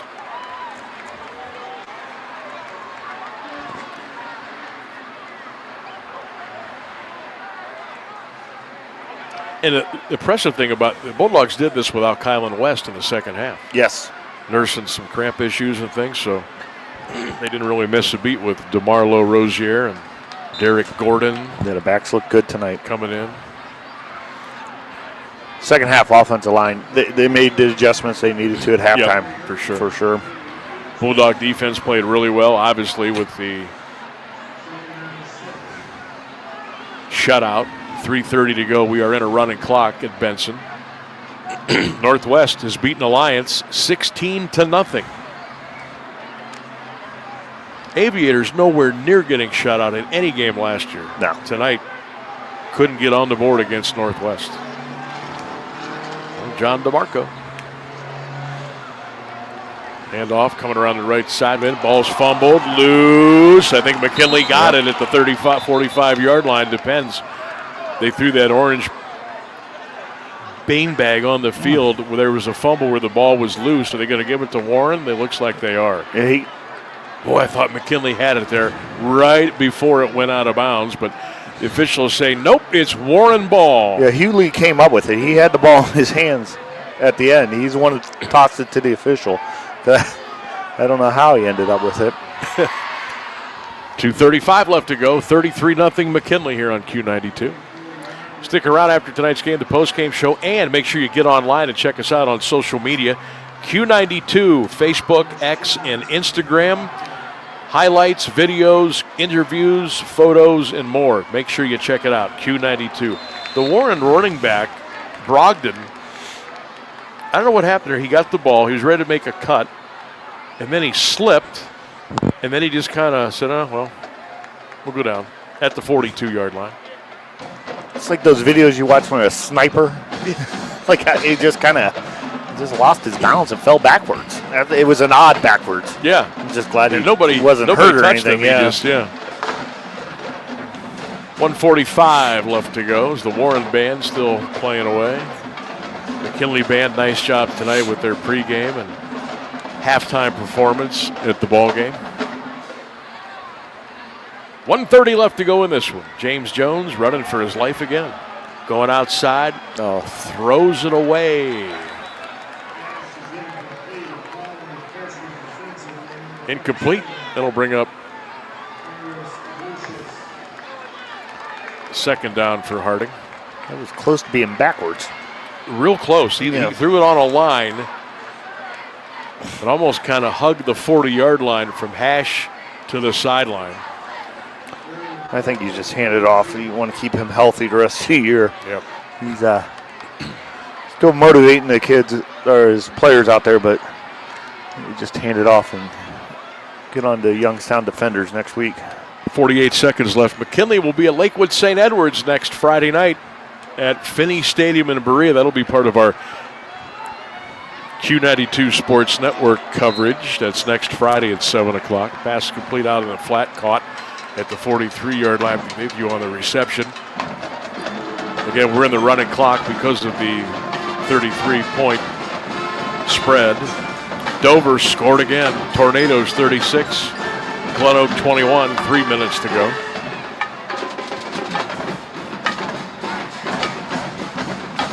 This should be the final snap of the game, and the Bulldogs will start the season 1-0.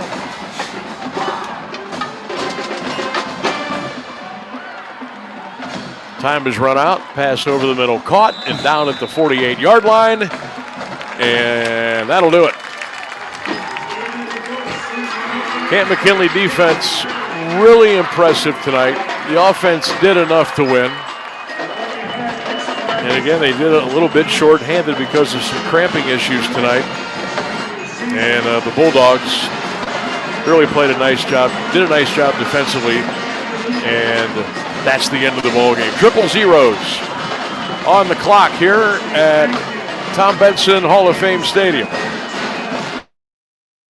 McKinley Bulldogs 33 and the Warren Harding Raiders nothing. Stick around. The post-game show is coming up next right here on Q92.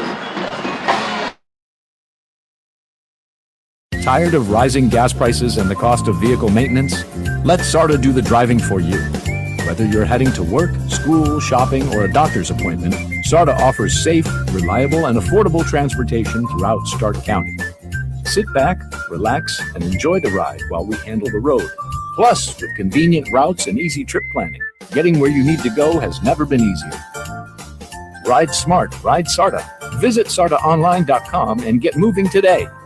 Hi, I'm Rodney Newlands-Wonder with Home Appliance Company in Massillon, Ohio. At Home Appliance, our experienced in-house service team is here to help you make the right appliance decision for your home. If it can be fixed, we'll help you fix it. If it's time for something new, we'll help you find the right appliance for your home and your budget. The next time you need appliance service or you're ready to replace one that's beyond repair, we'd love to welcome you to Home Appliance Company in Massillon, Ohio. RG Drag, Stark County's premier career center, offers programs that prepares its students at the high school level for careers and continued education beyond high school. Upon completion, RG Drag students have an immediate opportunity to obtain a well-paying job in many exciting career fields. We offer everything from culinary, dental assisting, engineering, sports turf and landscape, welding, and so much more. Contact RG Drag to find a program and career that's the perfect fit for you. RG Drag, where careers begin.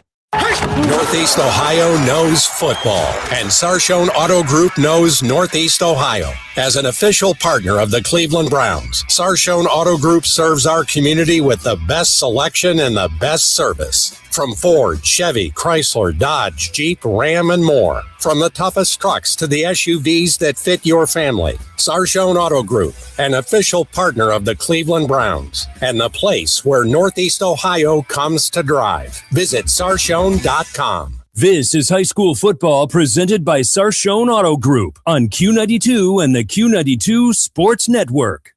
Back at Tom Benson Hall of Fame Stadium, At Mckinley Bulldogs over the Warren Harding Raiders tonight, 33-0. Pups go to 1-0. Raiders drop 0-1. Harding's got Youngstown High School next weekend, the Defenders, and the Pups will go up to Berea to play Lakewood St. Ed's. That'll be at Finney Stadium next Friday night at 7:30.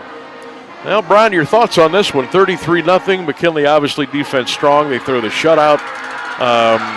Let's talk about Braylon Crook first, the McKinley quarterback, getting the start tonight, the junior. Thoughts on his performance? He had to leave early. Maybe a little bit of a shoulder thing. They wanted to be precautionary there, so they kind of held him out. But what were your thoughts on him tonight? Thought he played really, really well. The one interception, the receiver fell down. I think it would have been more of a jump ball, batted down situation. That was the only turnover. Made good reads besides that. Really, the rest of the balls, they were on the money. He had some nice throws, a nice fourth down pickup. Really the only time we had pressure right in his face, he didn't make any bad plays. I was really impressed with the NASCAR hurry-up offense drive right before the halftime. I think that really, really demoralized the Warren Harding that score.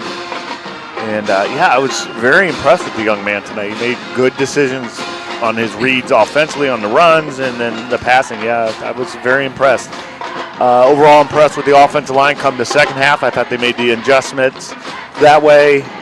Defensively, I don't know if you could have played any better. I mean, that turnover that led, deep into their end zone, and, they come out and get the pick six and just made plays and just really just physically beat them up front. And you could just tell by really that third quarter, they were done. Yeah. Worn out. They were tired. And physically a lot of hands on hips. Yeah. You could tell by the body language that they knew they weren't going to have enough. And McKinley, played pretty well. Look, they'll have some mistakes, but what do we always say? Biggest week of improvement in high school football is between week 1 and week 2. We'll see what the Dogs have next weekend against St. Ed's up in Berea. That'll be part of our Q92 Sports Network package of games next Friday night, and that'll be one certainly to pay close attention to. The only thing you got to work on is special teams. Your extra points. That's games against St. Ed's, teams like that. You had some big kickoff returns that your defense pulled you out, but those tight games, you got to make those extra points. You got to be able to maybe make a field goal here and there, and not put yourself into situations, on punts. You got to make sure you're fair catching, not pin yourself down deep. Sometimes you get away with it with teams you can do that against, but against the St. Ed's, Massillon, some of the other Federal League teams, you got to be, on top of that, and that's something coach will work on. There's reason to practice next week, as always, right? You better believe it. You better believe it. We are going to take a break. First, want to thank our sponsors tonight, CSE Federal Credit Union, Sarshone Auto Group. Tonight's game also brought to you in part by Gentlebrook, AWP Safety, RG Drag, the Home Appliance Company, Canton Christian Home.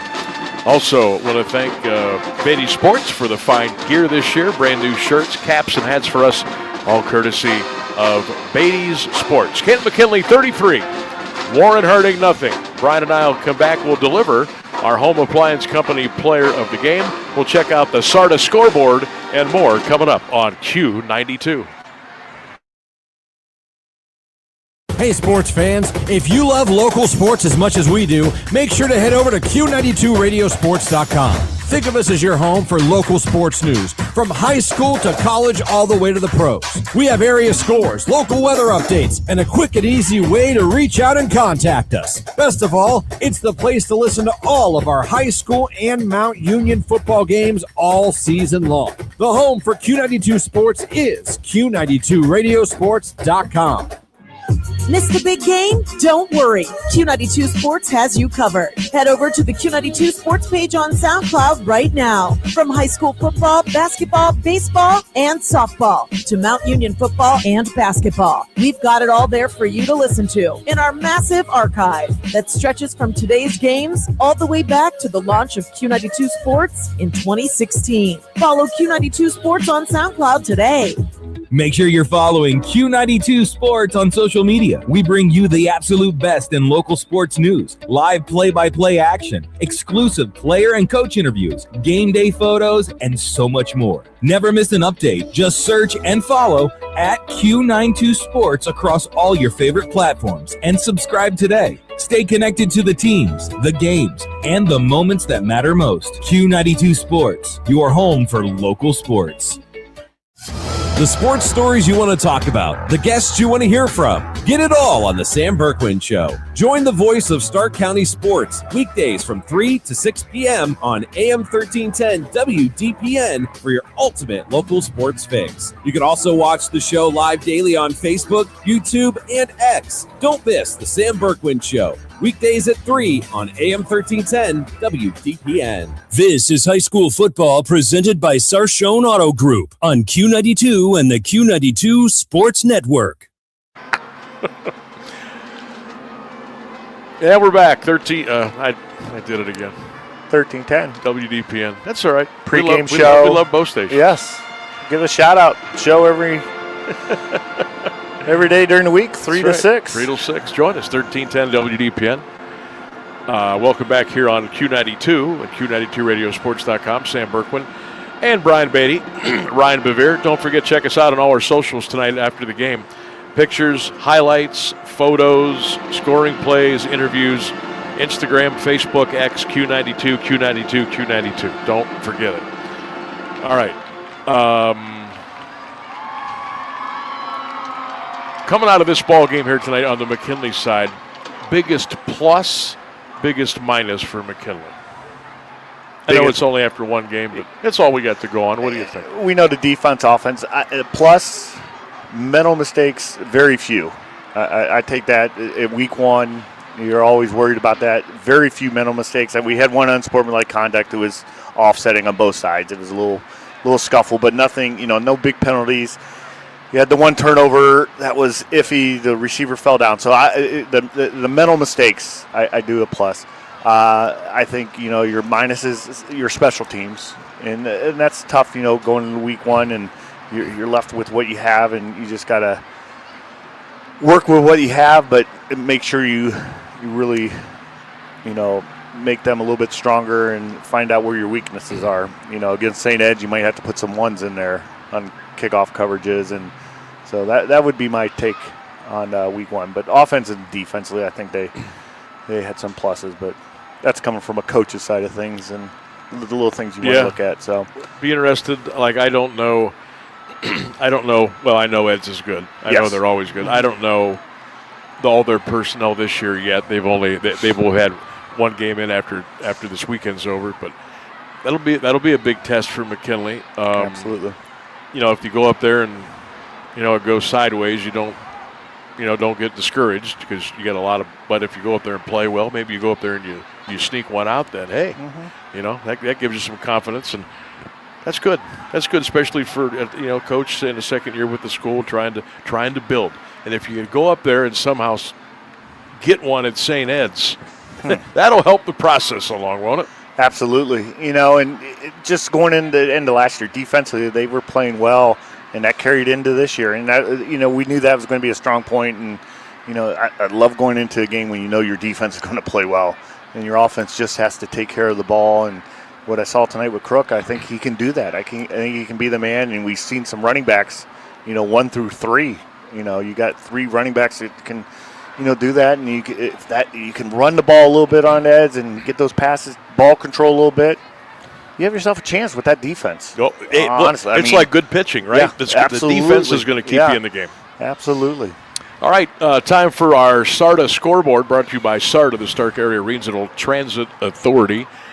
This is what we have. Of course, our game here, final, McKinley 33, Warren nothing.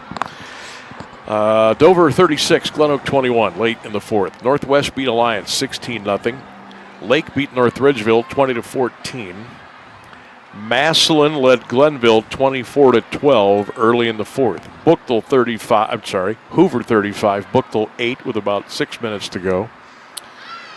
Last we saw Perry over Central Catholic 42-7. That was a running clock in the fourth quarter.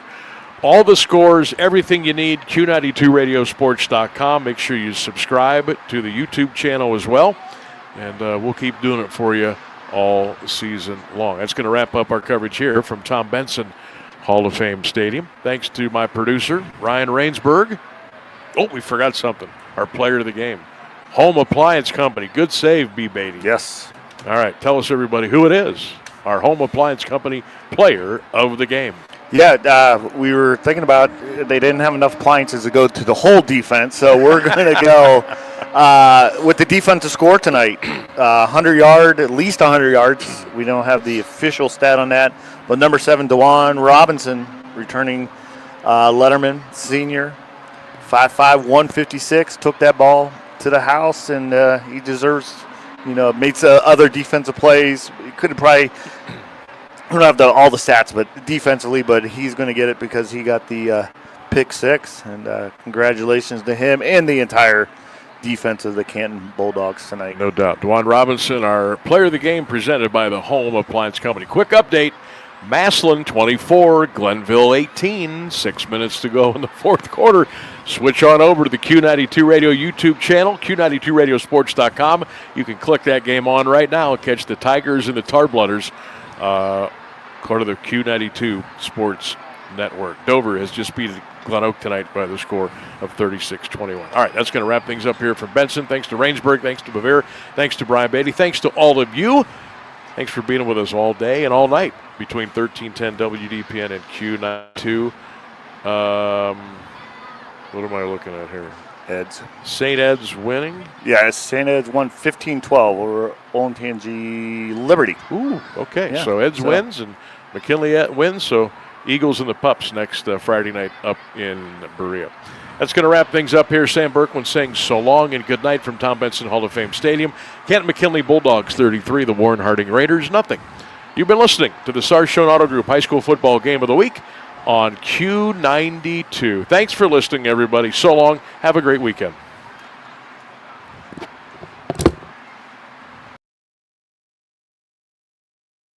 Are you ready? Yeah. Back to the hits. Take it back. Hip,